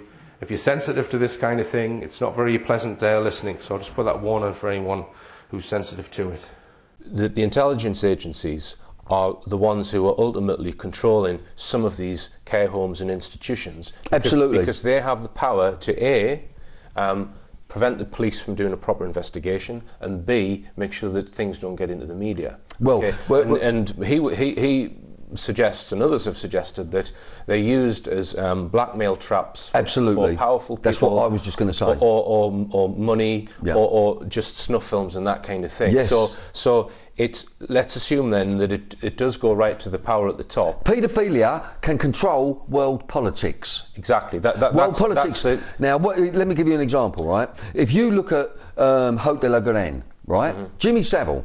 Now, Haute de la Garenne, what they do.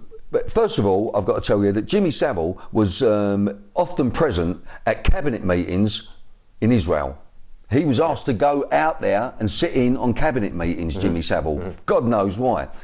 But I'm just trying to get to because it's the crux. Do you know what I mean? Let's get you're a politician. You're a politician, right? Yeah, I understand. I'm Jimmy Savile. Yeah. I'll say, Rich, you want a kid? Yeah. Come over to Jersey. It's a pucker place that we've got some beautiful kids. You can do what you want. Yeah. Come up, it's going to cost you this, it's going to cost you that, it's going to cost you a little favour. You go, all right, Jim, that's great. Yeah. You go over there, but you don't know when you're having sex with a child, or you're abusing a child, or you're torturing a child, or you're killing a child, whether you've got a baby there and you want to bite it to death. Yeah. Then it's filmed without it's the filmed. Without you the get home, DVD, or then would have been a VHS copy. It comes in the post. So you see it. You're the politician, and then we say to you, "We've got this on you. Look at this film." Then you'll come back and say, "What do you want?" So in essence, then, it's something which is these grotesque acts that people do. That's something which is kind of somehow, for whatever reason, ingrained in certain people. Yeah. And the intelligence agencies, because the CIA have been involved in this kind of activity, actually training 9-year-old girls in how to pleasure men, and I think that's been admitted to, right? So they're using something which is there to as a power tool, effectively. Yeah. Now, I would say all the intelligence agencies, all the secret services around the world, every single country, the best thing that you can have really is, if you call someone a paedophile, and you can prove that they're a paedophile and they're a politician or whatever, you have then got them by the short and curlies, and they will do whatever you want. All right, so this is what I mean by, I think they get the cart before the horse. The mainstream media seems to portray that people of influence, MPs and powerful people, abuse that power to then abuse children. No, I don't think it works that way at all. I think that people who are inclined that way are selected, they're picked out, probably years before they become powerful, and they are put into powerful places deliberately so that they can then be controlled from the outside. And if you don't think that this activity goes on, just listen to this clip from Ken Livingstone, former Mayor of London. I was raising in Parliament up against Mrs Thatcher the Kincora Boys Home, where boys were being abused, and MI5 was filming it because they were hoping to be able to blackmail senior politicians in Northern Ireland.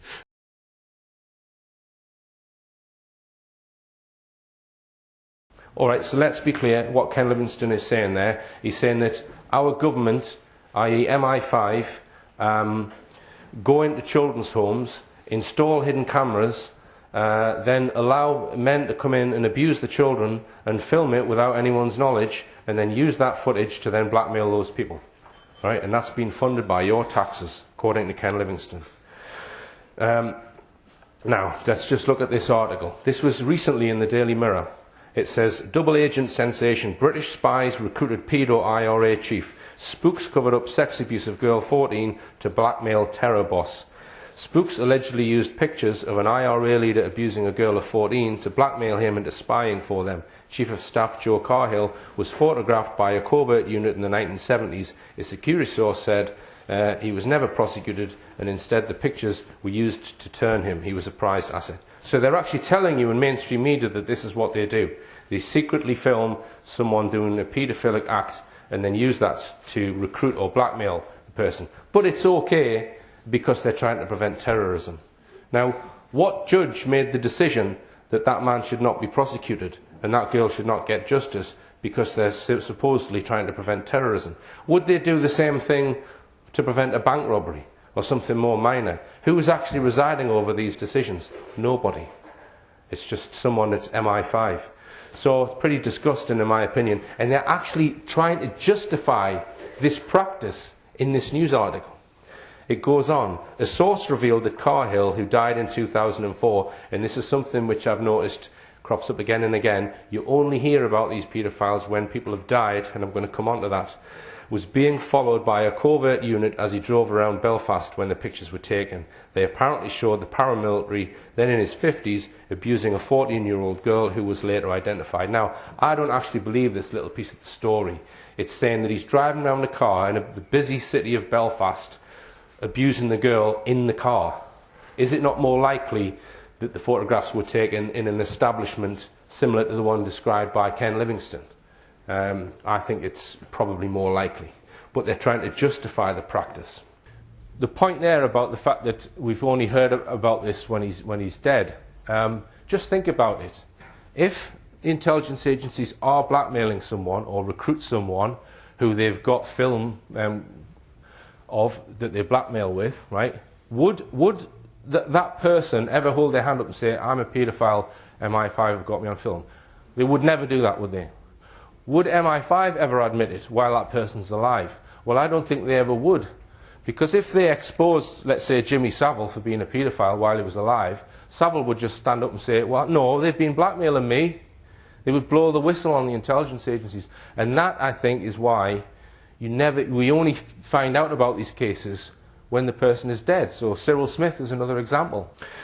So I ask the question, how many of the current cabinet are being controlled using this method? I don't think anyone has the answer to that. But I do think that a lot of the stuff that's coming out in mainstream media about Scotland Yard investigations into historic child abuse, you've only got to look at Operation Grange in the Madeleine McCann case to realise that MI5 can manipulate Scotland Yard to run complete fake investigations as psychological operations. That's what the Madeleine McCann Operation Grange was. It was not an attempt to find Madeleine.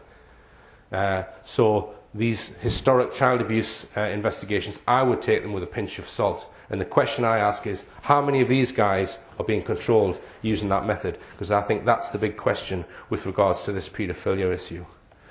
Okay, now let's come back to the question that I asked at the beginning, which was, were the McCanns known to the intelligence agencies before the 2007 holiday? Here is some circumstantial evidence. Right, this is an official police document from Suffolk Constabulary, and it explains what the CATS system is. The CATS Child Abuse IT database is a case administration and tracking system. It allows for the effective supervision and management of all police child abuse investigations and referrals, including data checks, strategy meeting records, medical examinations, DVD interviews, police protection issues, joint investigation details, supervisor reviews, initial case conferences and review conferences. The CATS database remains the only child abuse database recommended by the Association of Police Chief Officers. Now, so that's what the CATS system is. It's a child abuse database. This is two documents from the Portuguese police files, because when the Portuguese police were investigating the McCanns, they requested that the British authorities do background checks on Kate McCann and Jerry McCann. So this is the background check that was sent. You can find it in the Portuguese police files. And they both contain this paragraph. It's in Portuguese. This is the translation, which I'm going to read verbatim. It's a little bit convoluted, but I'm going to read it anyway. It says, a search of the local section of the child abuse shows a registration number 19309 in the CATS system. A consultation with the DC SOAN from the department in question confirms that this is just a file reference, but as a complement to Operation Task System for the purpose of reference if any investigation should be necessary by the department. No work has been done on the basis of this file. Okay, so we can say that there is an entry against the McCanns in the CATS child abuse register, but there's no information against that number. So there's huge arguments, if you go on the internet, about what this really means. Some people say, well, the entry must have been deleted and that's been suppressed. Other people say, well, you can't make any conclusion because it's just a number, so it actually means nothing. All right? But there is an entry against the McCanns. Okay, the second piece of circumstantial evidence comes from statements made by the Gaspers. This was friends of the McCanns who were on holiday with them previous to their holiday in Pride of Luz, and they came forward after they heard about the Madeleine story, and the wife actually gave statements of a conversation she'd overheard between David Payne and Jerry McCann. David Payne was asking Jerry McCann a question about she thought it was pertaining to Madeleine and it was in a sexual context. And that statement is in the film, in the first film. Okay, now here's the third piece of circumstantial evidence. This is an email that I received after I put the first Madeleine films out. It says, I live in the Algarve. I have a good friend, Portuguese, who lives next door to a policeman in the GNR who were the police force who attended the Ocean Club on the night of the event. The policeman was one of those who was there. Shortly after the event, my friend told me that the policeman had told him he could not understand why the GNR had only got there 45 minutes, if I recall correctly, after the panic started, but that Interpol had been there within 15 minutes and had gone by the time the GNR arrived. Now, I don't know if this statement is true, but if it is, it's very interesting, because Interpol are the police intelligence sharing service between different countries. And if Interpol are involved, it probably means British authorities are involved. And Interpol are there before the local police. Now, Interpol in Portugal is 2 hours drive north of Praia de Luz. It's in Lisbon. So there's no way that they could have been there before the local police who were phoned when they've reported Madeleine missing. So what this could suggest is that British authorities knew all about the Madeleine issue before the McCanns had even telephoned the police for the first time, right? So this is a piece of circumstantial evidence, the email that I've received. The fourth piece of circumstantial evidence is a video shot on, I think it's on a phone camera, and it's just before the McCanns are getting on the plane to go on their holiday, And one of the friends says to Jerry, "Cheer up, Jerry," and he says words to the effect, "I'm not effing going here to enjoy myself," right? Suggesting that there may be another reason why he was going to Pride of Loves. Now, I'm not going any further than that as to what this all could mean, right? But I'm saying that this is some circumstantial evidence that I think is very interesting and could shed light on possibly why there was some sort of massive cover-up took place. Okay, it's a bit of a dark subject to finish on, but hopefully part 2 is a little bit more light-hearted. And have a look at the DVD. As I say, it's a 3-hour-long film. I will be putting this online to watch free of charge, and people can buy this film, or they can download the image file and they can give it to whoever they want. They can make 1,000 copies if they want to. The intention is not to make money on these films. Okay, thanks for listening to part 1. We'll reconvene at about 9:30. Thank you. Cheers.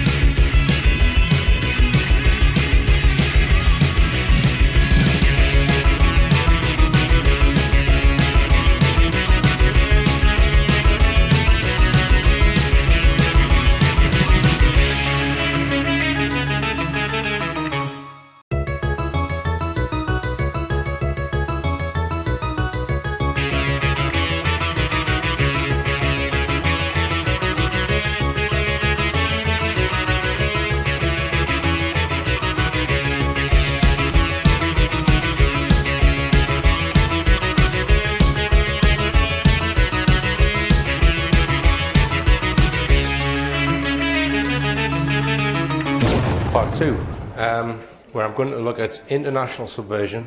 Now, I've spoken a lot in the past about fabricated terror, and this is a term put forward by Dr. Nick Colostrom, author of Terror on the Tube.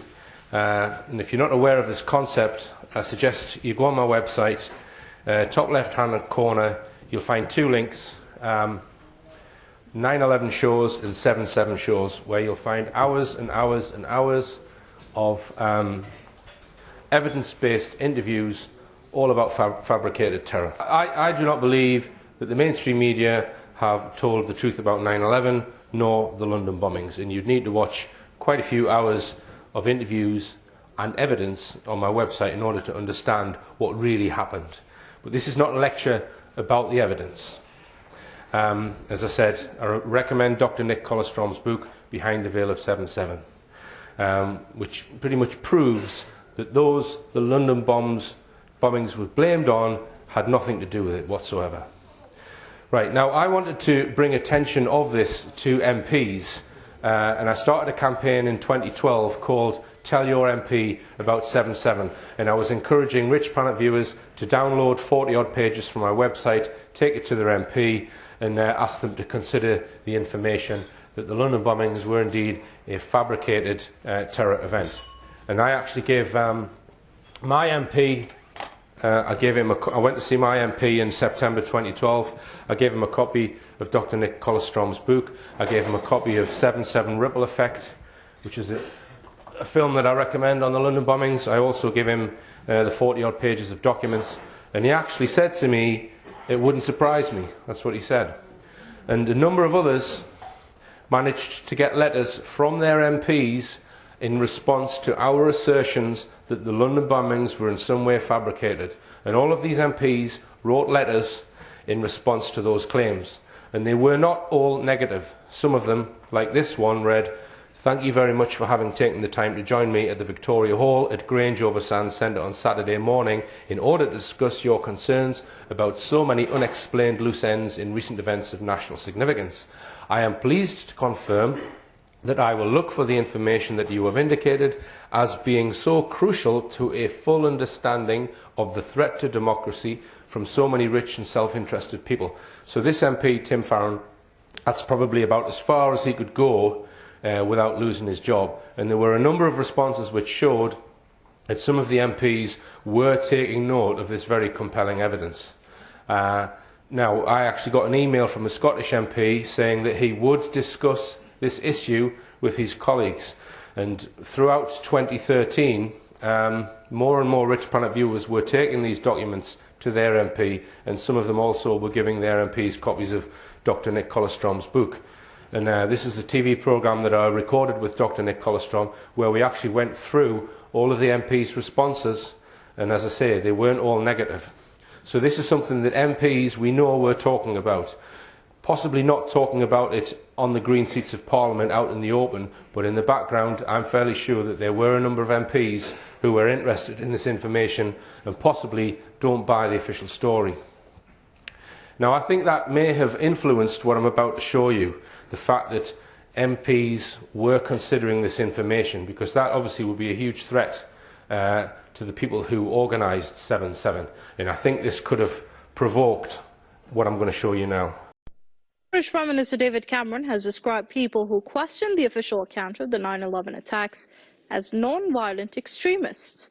The remarks made in his speech at the United Nations General Assembly have incited a political activist to voluntarily hand himself into the police as a so-called non-violent extremist. Press TV's Isa Ali followed him to Scotland Yard Police headquarters in London to hear his story.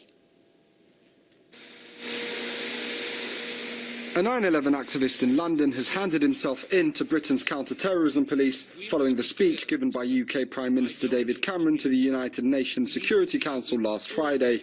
Nick Collestrom was responding to remarks made by Cameron, equating people who question 9/11, 7/7 and Western policy towards the Middle East with Takfiri preachers who radicalise extremists. But as the evidence emerges about the backgrounds of those convicted of terrorist offences, it is clear that many of them were initially influenced by preachers who claim not to encourage violence, but whose worldview can be used as a justification for it. And we know what this worldview is. The peddling of lies, that 9/11 was a Jewish plot or the 7/7 London attacks were staged. The idea that Muslims are persecuted all over the world as a deliberate act of Western policy.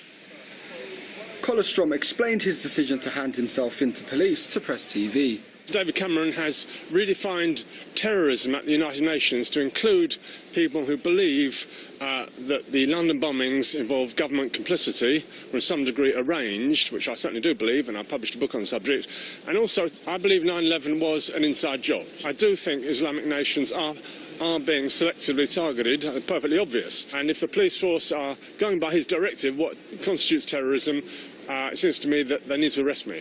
Well, we want to report a possible terror threat. We've got a bit of evidence. Right. And wondered if we could just come in and report it. Right, regarding terror threats, so you'll have to go to the police station. Let me make a phone call for you. The police declined to arrest Collestrom on this occasion, but he says non-violent extremism, as defined by PM Cameron, could see many Muslims arrested in the future for holding views similar to his. He describes this as yet another example of racial profiling. Isa Ali, Press TV in London. So Nick Collestrom, a terrorist. I've heard it all now. And this is what David Cameron would have you believe. Extremists at work. Now, I was just as disgusted as Nick about David Cameron's words, but I reacted in a slightly different way. I wrote to the Prime Minister via my MP, and in my letter I said, "Dear Mr Cameron, in your UN speech you said the peddling of lies that 9/11 was a Jewish plot and the 7/7 London attacks were staged.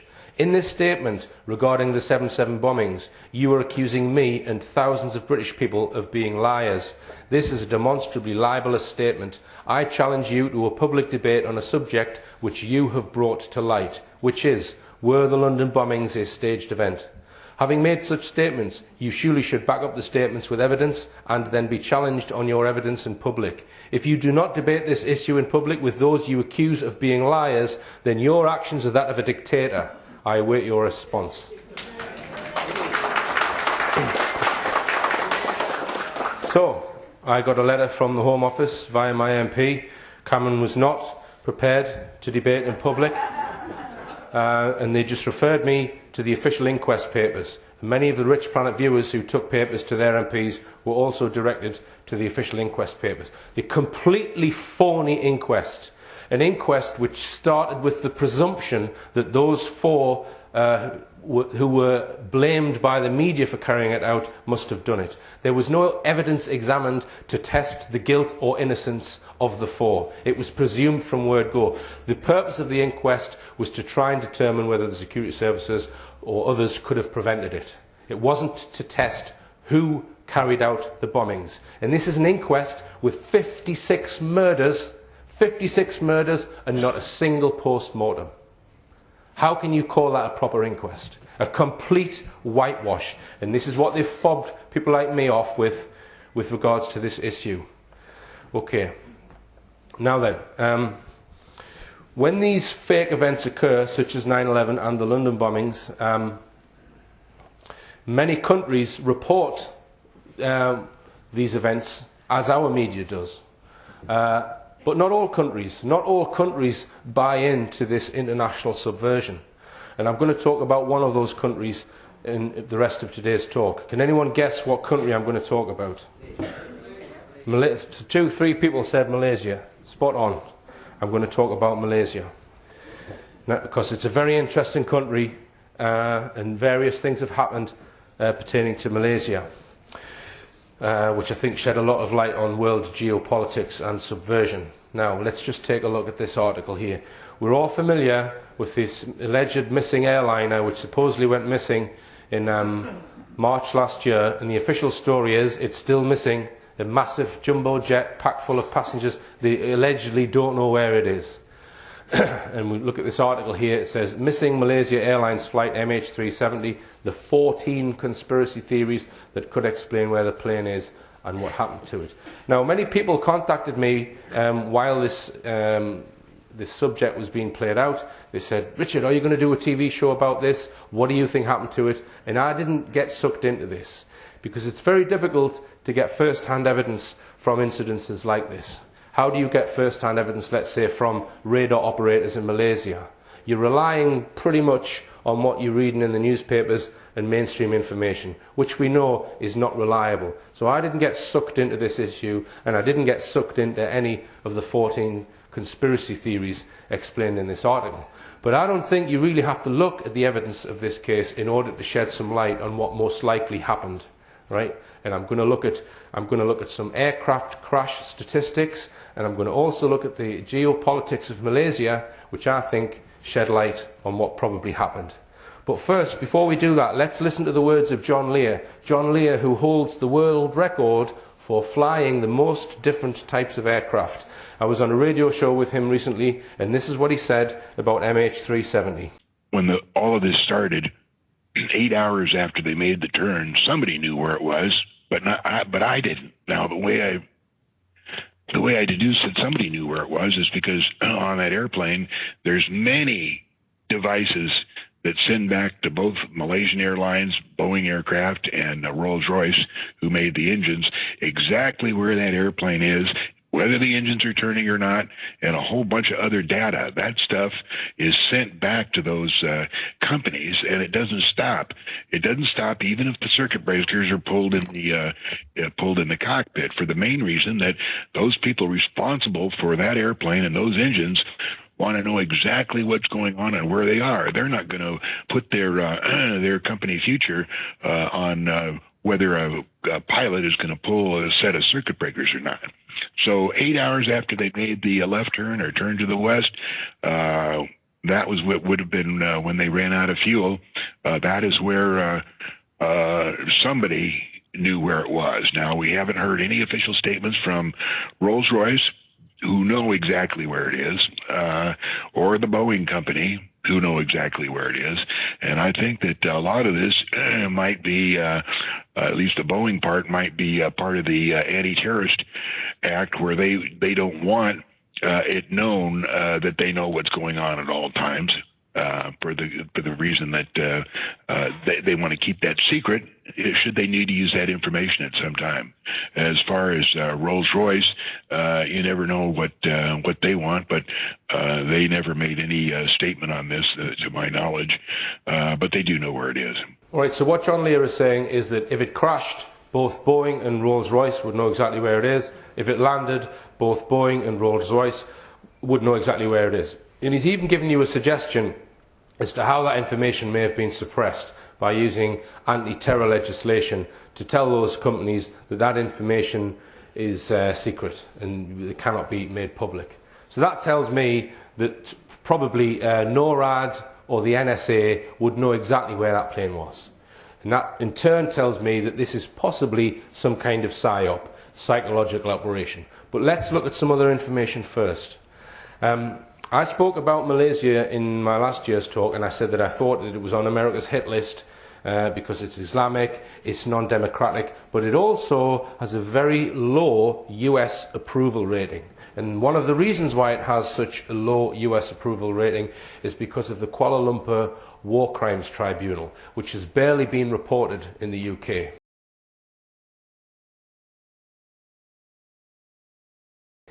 Now, if we, I'm just going to draw a timeline here. We go back to 2011 and draw the geopolitical timeline for Malaysia.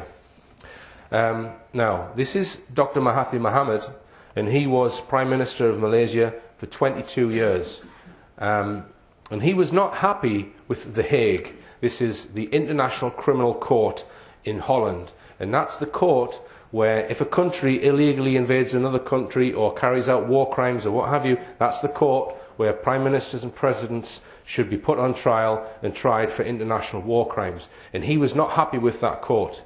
He felt that they should be putting Bush and Blair on trial for the invasion of Iraq. So because he wasn't happy about it, he actually set up his own war crimes tribunal entitled the Kuala Lumpur War Crimes Tribunal, which he set up in 2007. So this is the former Prime Minister of Malaysia setting this up, so it's got the approval of the Malaysian government, and they held several tribunals. And this is a photograph from one of them. Now I'm going to show you a clip from one of these tribunals. This is a 4-day-long tribunal where they put Bush and Blair on trial.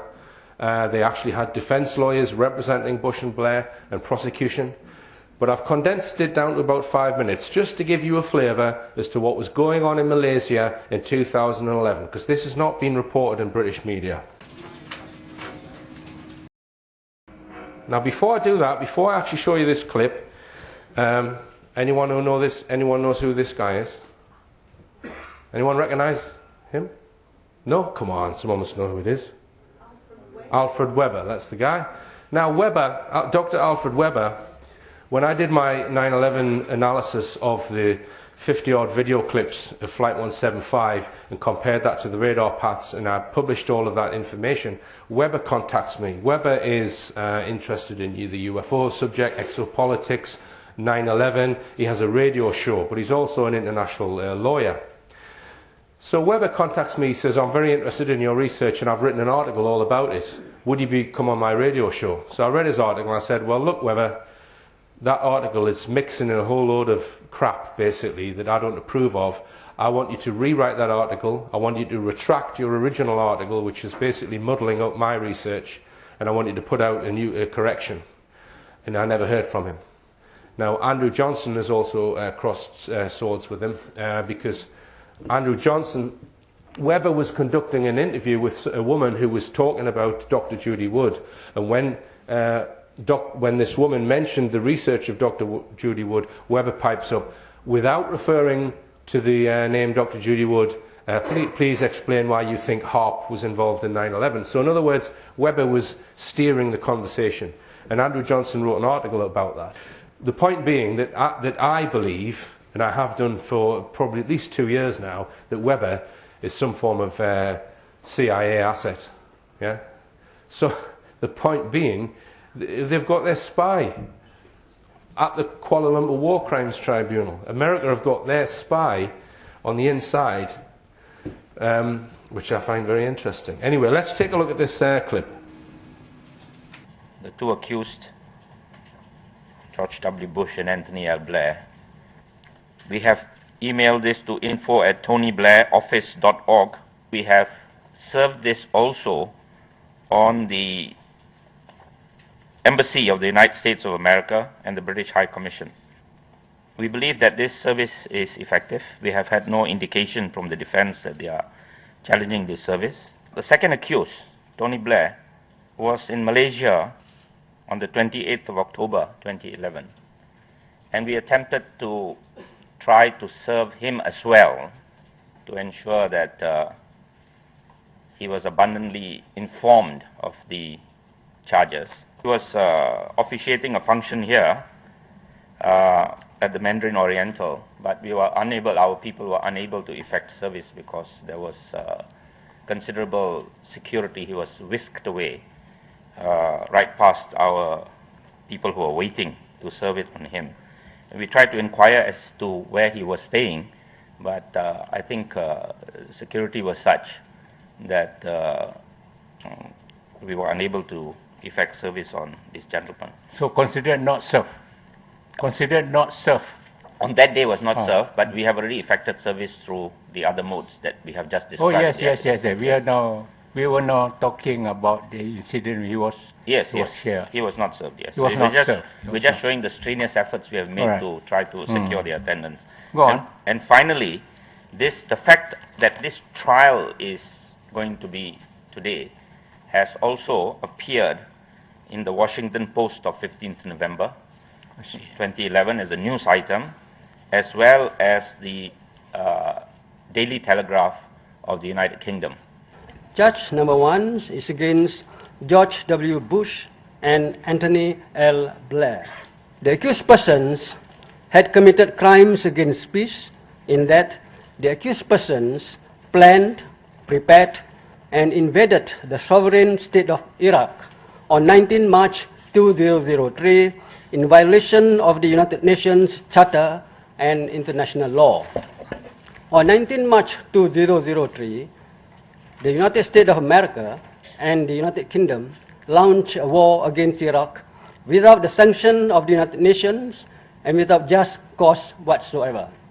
During 2002, Bush and Blair, without the sanction of the United Nations Security Councils, directed air strikes against Iraq in order to degrade Iraq's air defenses in preparation to invade Iraq in 2003.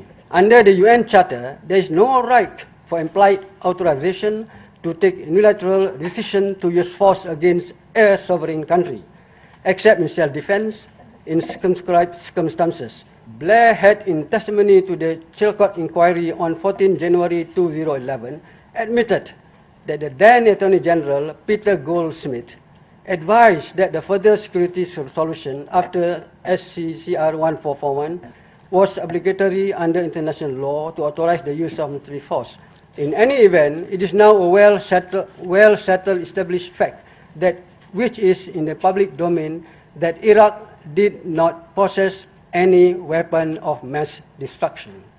This information was willfully ignored by Bush and Blair and demonstrates that Bush and Blair knowingly contrived to use an utterly false basis to invade Iraq several years later, that is in 2003. On 24 September 2004, the then UN Secretary General Kofi Annan also weighed in to state that the war against Iraq was illegal. Bush and Blair have over the years since the war admitted that they knew or believed the intelligence reports on weapons of mass destruction to be unreliable. And yet they proceeded unilaterally to wage war based on a false and contrived basis. More than 1.4 million Iraqis have been killed. All right, anyone remember seeing that on BBC News? Breakfast telly?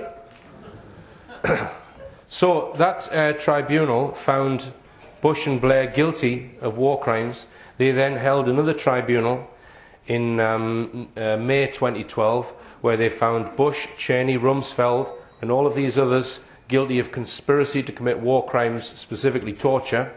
They then held another tribunal in November 2013 where they found the State of Israel guilty of genocide of the Palestinian people, and Amos Yaron, who I think is a military person, guilty of crimes against humanity.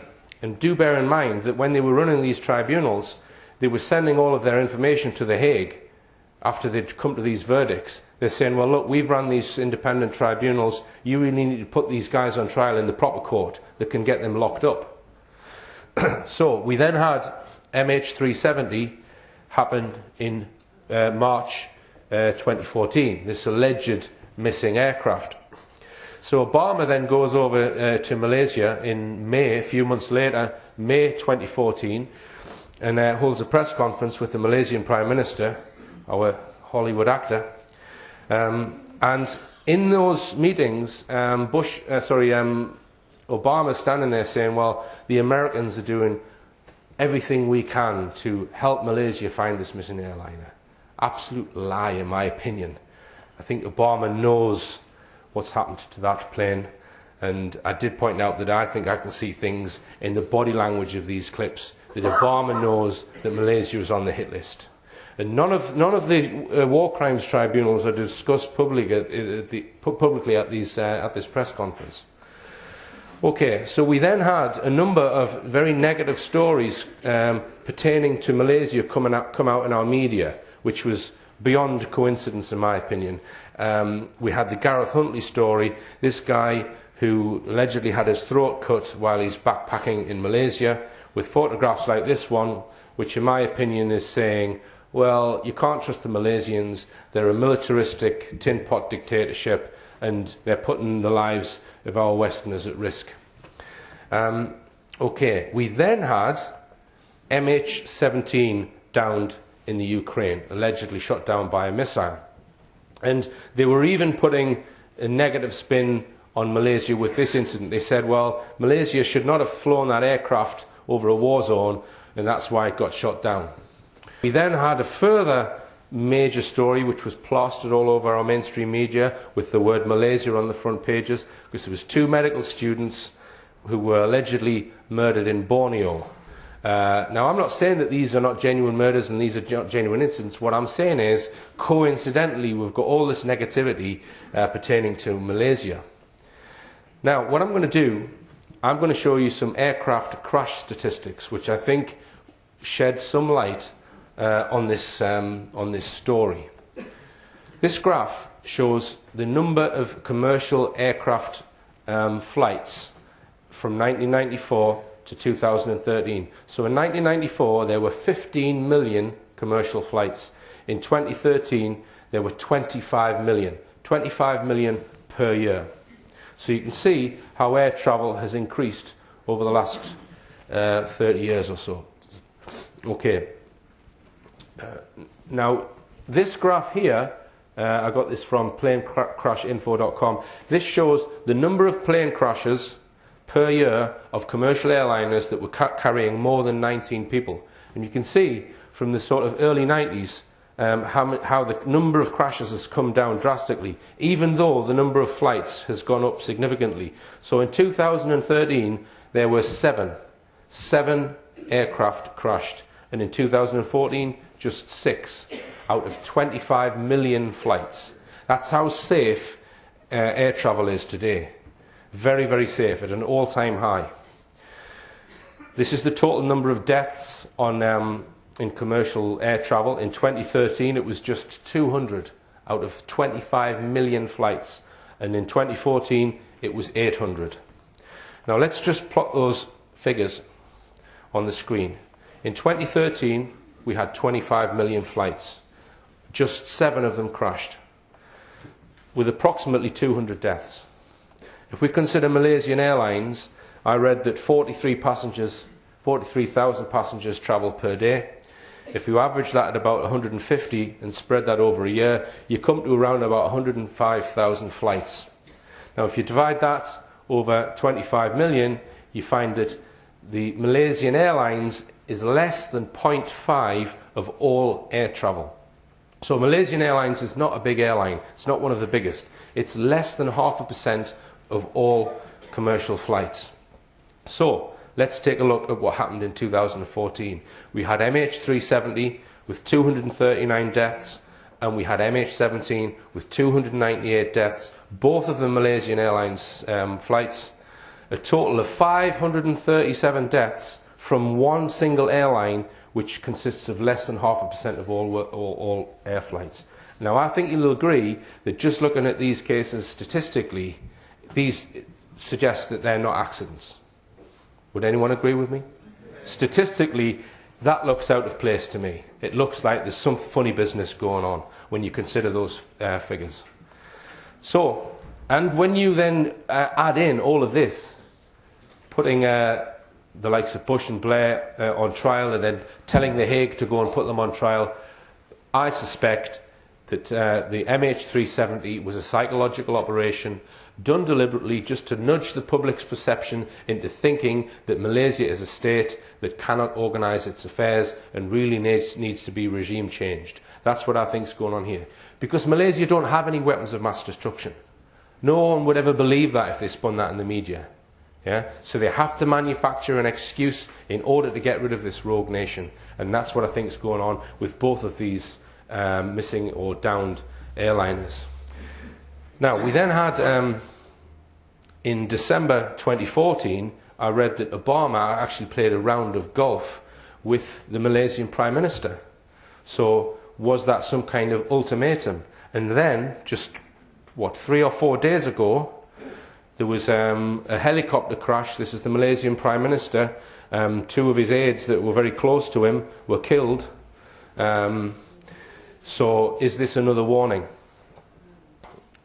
Okay, so just come back to this article, Malaysia Airlines Flight MH370, the 14 conspiracy theories. 14 conspiracy theories. And this is one thing that I've noticed, because I'm convinced that this was a psychological operation and there is a group that do know where that aircraft went. When they put that into the mainstream media, they know that maybe 99% of people will believe that story, will believe their propaganda. They've got the mainstream media bought and paid for. But they also know there's going to be a small percentage who listen to John Lear and realise they're talking bollocks, right? So what I've noticed that they do is that they chuck out several conspiracy theories just to confuse those who don't believe the official story. And then they write articles like this one, taking the piss out of people who don't believe the official story. The 14 conspiracy theories. And I noticed that in this article, the main conspiracy theory that they did try and debunk the most was the thing had landed at Diego Garcia. And I think a lot of people suspect that it may have landed at Diego Garcia. But as I said, I've not actually looked at any direct evidence for that. But I think it's possible. Okay.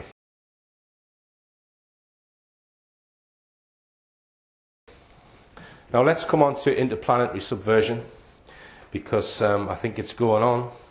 And last year I was contacted by a researcher called Douglas Gibson, and he had been looking at many of the images that are allegedly taken from the surface of Mars by NASA's various landers and rovers over the years, and he's found these anomalies in them which suggest that they're probably being taken on Earth.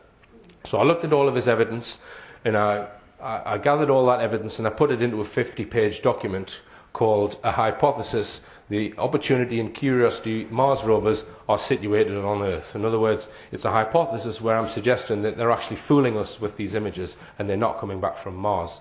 I'm not 100% on this, but we did put a lot of evidence together in 2 TV programs. Some of you may have seen those TV programs where we looked at a lot of the Mars rover images with a very, very critical eye. So just to summarise, in 1976, this was the first alleged unmanned craft which landed on Mars. It's called the Viking mission. There was 2 identical craft. They did a few soil experiments and they've sent back images. They're now basically mothballed or redundant. They're not functioning anymore, but they're allegedly still there on the surface of Mars. So through the 1980s and 1990s, they ran a couple of projects, and then in the mid-2000s we had the Opportunity and Spirit rovers. One of them conked out in about 2011, but the other one is still functioning today, or so NASA allege. We also had the Curiosity rover mission, which allegedly landed in 2012 to great fanfare.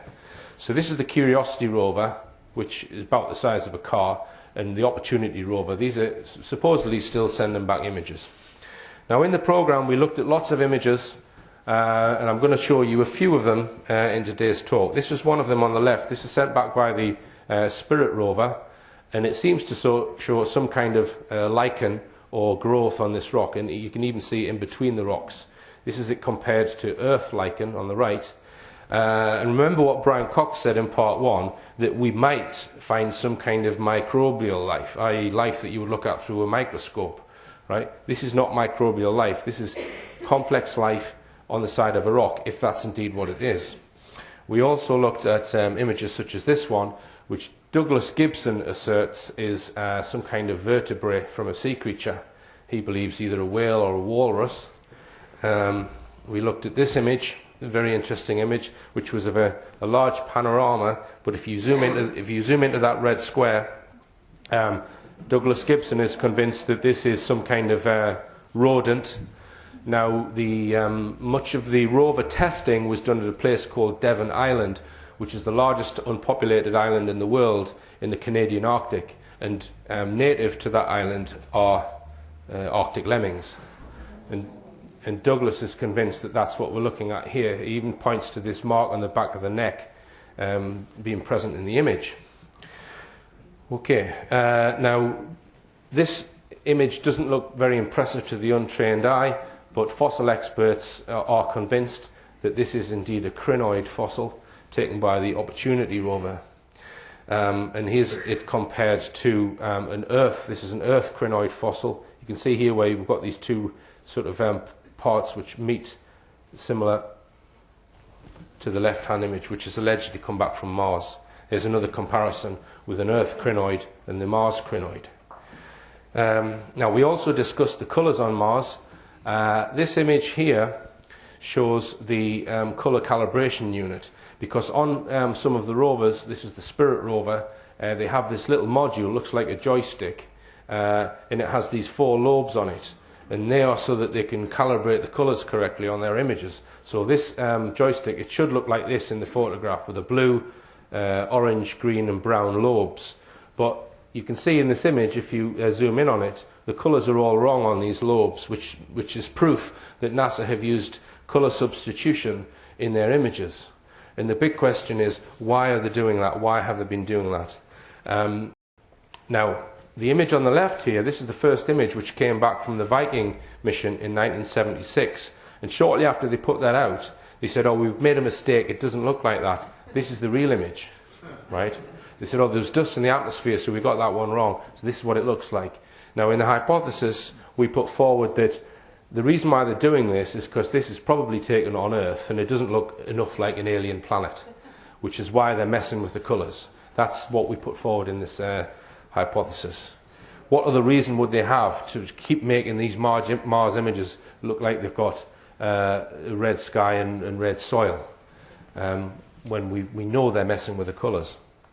All right, now, after these programs aired, I was contacted by quite a few people. I got a lot of emails, and 2 of them academics attached to 2 different universities who were determined to go through my hypothesis and prove me wrong on all of the evidence and convince me that these craft were in fact on Mars, which I thought is interesting that they're going to such lengths. I think one of them was a geologist and the other one was some sort of microbiologist of some kind.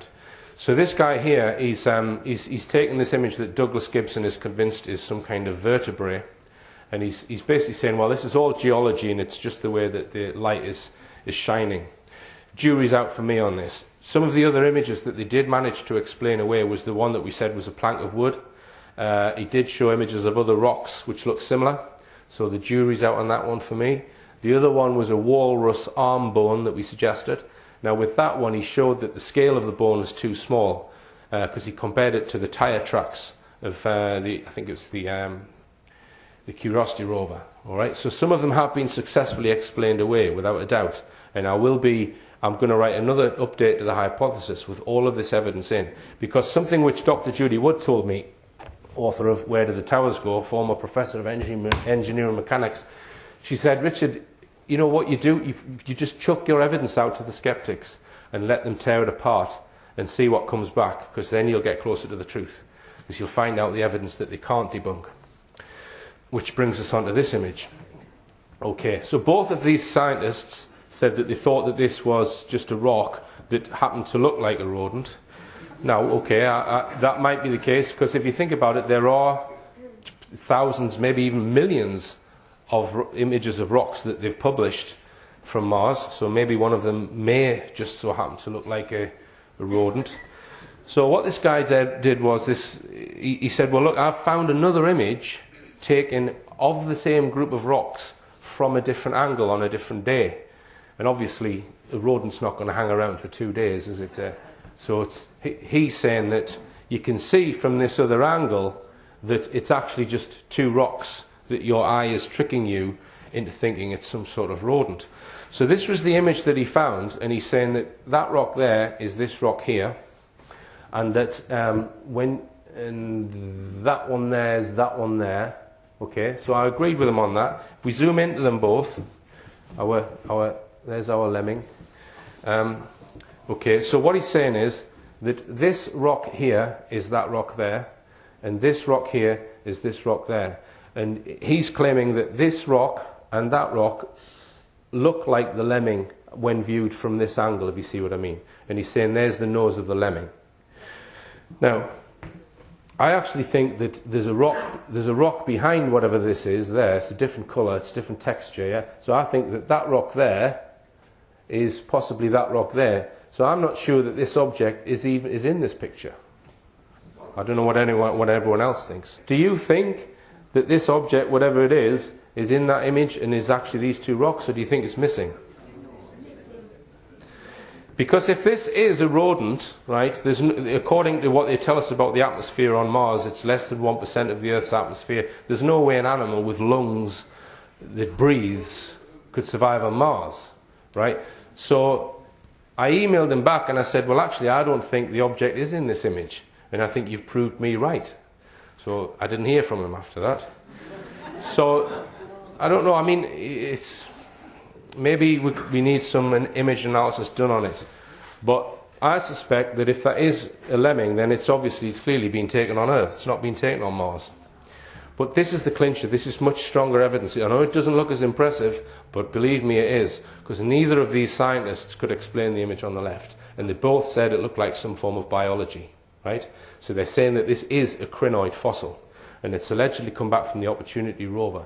So why isn't Brian Cox talking about that when he's speaking to these school children, that they've actually found life on Mars, according to this photograph? And here's the other comparison that I showed you before. And what is a crinoid? What is a crinoid that we have a fossil of in this image? A crinoid is a sea creature, swims about the sea. It's not a plant, has a skeleton, and attaches itself onto rocks and feeds and that kind of thing. So this is a fairly advanced life form that, according to the NASA images, existed on Mars at some point. But I question that. I question, well, is it just an image of an Earth crinoid? Now what I did was I sent links to the programs that are produced about Mars and asking all of these questions to 5 Mars rover NASA scientists. These have all worked on or are linked to the Mars rover programs. And I said, look, can you watch these 2 TV programs, because I want you to explain why is there a rodent in one of these images, why is there a crinoid fossil, I want an answer to this. So none of them replied, but in NASA there's actually 2 Robert Mannings. There's the one at the top there who's the Mars Curiosity rover chief engineer. So this is the top engineer on the Mars Curiosity program. And I sent my email to the wrong Robert Manning, who designs aerials or something. So he forwards my email to the other Robert Manning from the Curiosity rover program. So I get a reply from this Robert Manning, and I think the only reason why he replied is because he got the email from someone else in NASA. So this was his reply. And I'm going to publish all of these emails. He said that I occasionally get letters and email from goofy people, but you are not in that category. You and your colleagues are very intelligent, and at least so far the questions you pose are really well thought through. In fact, you all remind me of many of my colleagues. That is a good thing, by the way. At least for the questions you posed in the first 2 videos. Now, the first 2 videos were about 25 minutes. We didn't contain any of these images that I've showed you. We were questioning the electrical characteristics of the rovers in that part. He said, I believe I can answer most or all of them. I will caveat that by saying that I am short on time in the next couple of weeks, and I am a terribly slow typist. So written answers will not be quick. If you don't mind, would you be able to send me a list of your technical questions in priority order? It would inspire me to be a bit faster, and I can do a little at a time. So great. So we've got one of the key players on the Curiosity rover agreeing to answer all of my technical questions. So I replied to him, I said, "Many thanks for your reply. The first two parts of the show are background information looking at things which might be considered questionable. Parts 2 and 3 contain much better evidence that something is not what NASA is claiming, in particular the fossil identified by a NASA scientist as a crinoid." So I got together with Andrew Johnson and we drew up 25 technical questions for this engineer to answer. And this should be child's play for an engineer at NASA to address. So we're asking him all sorts of questions.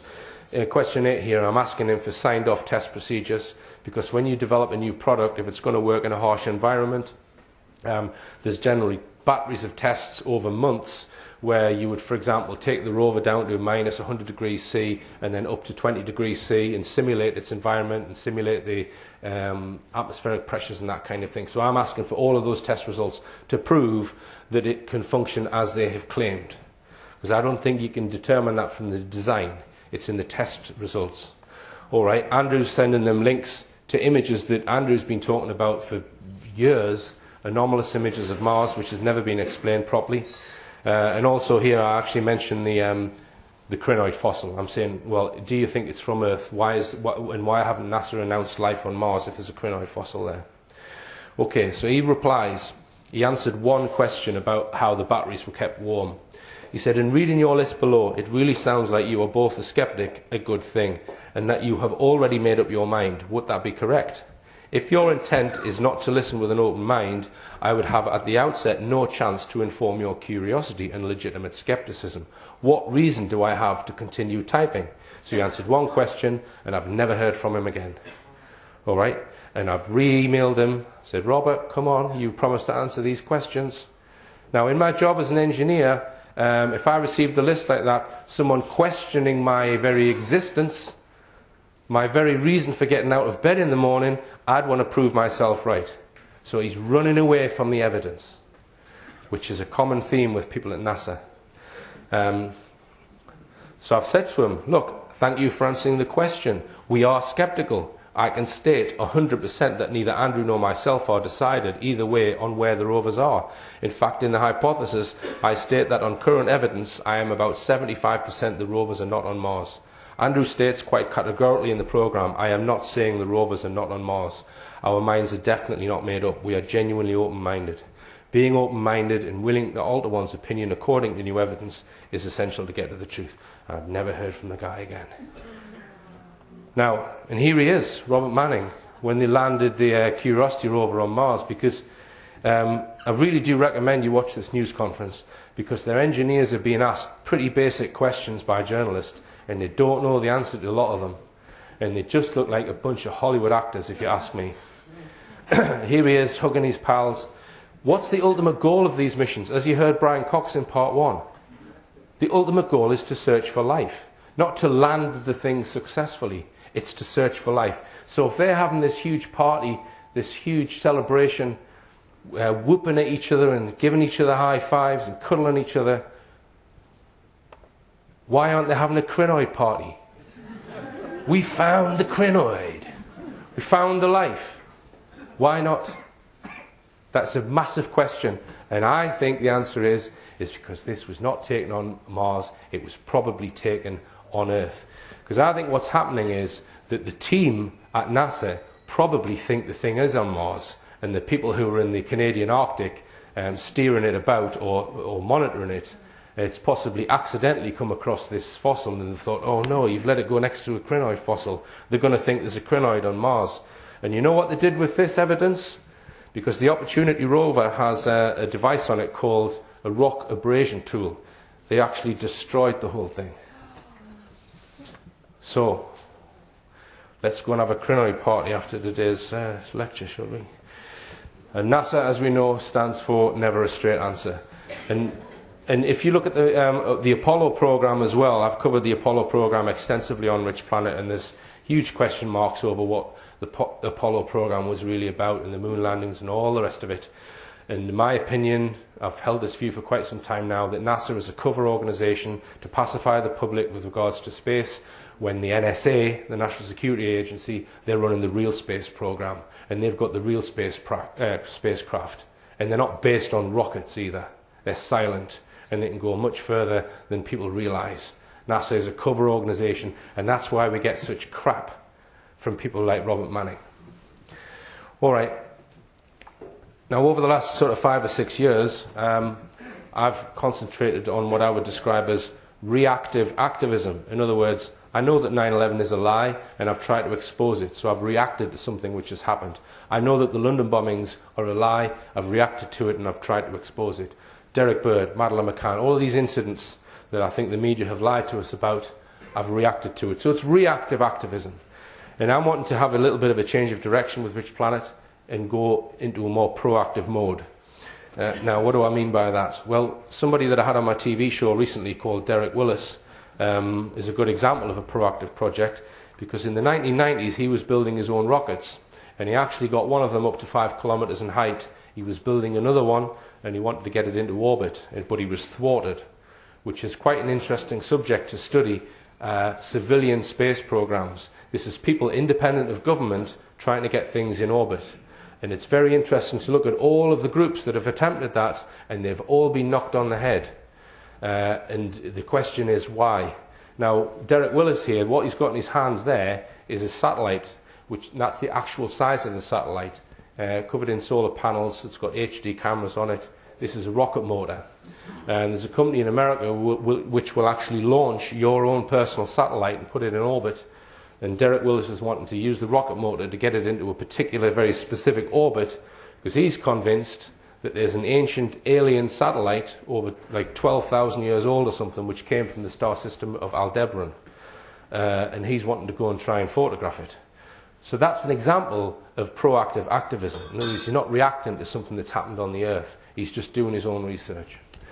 Okay. And another example of a project that I'm launching, you may have seen my latest TV programme where I demonstrated the Stan Myers water fuel cell that I've been developing. And this is an alleged free energy device. So over-unity devices are devices which you can allegedly disconnect your home from the mains, plug it into your own over-unity device, and you can get power forever without actually having to pay an electricity bill. And similar for motor vehicles. Now, there are a number of people who are alleged to have developed over-unity devices over the years, and they've all either been suppressed, bought off, or murdered, or what have you. They've all been covered up in one way or another. So what this project will do is, I've got a list of alleged devices, and there are patents that you can look at. And I've had a lot of interest from quite a few engineers who want to help me in the project to try and build some of these over-unity devices based on information which is available.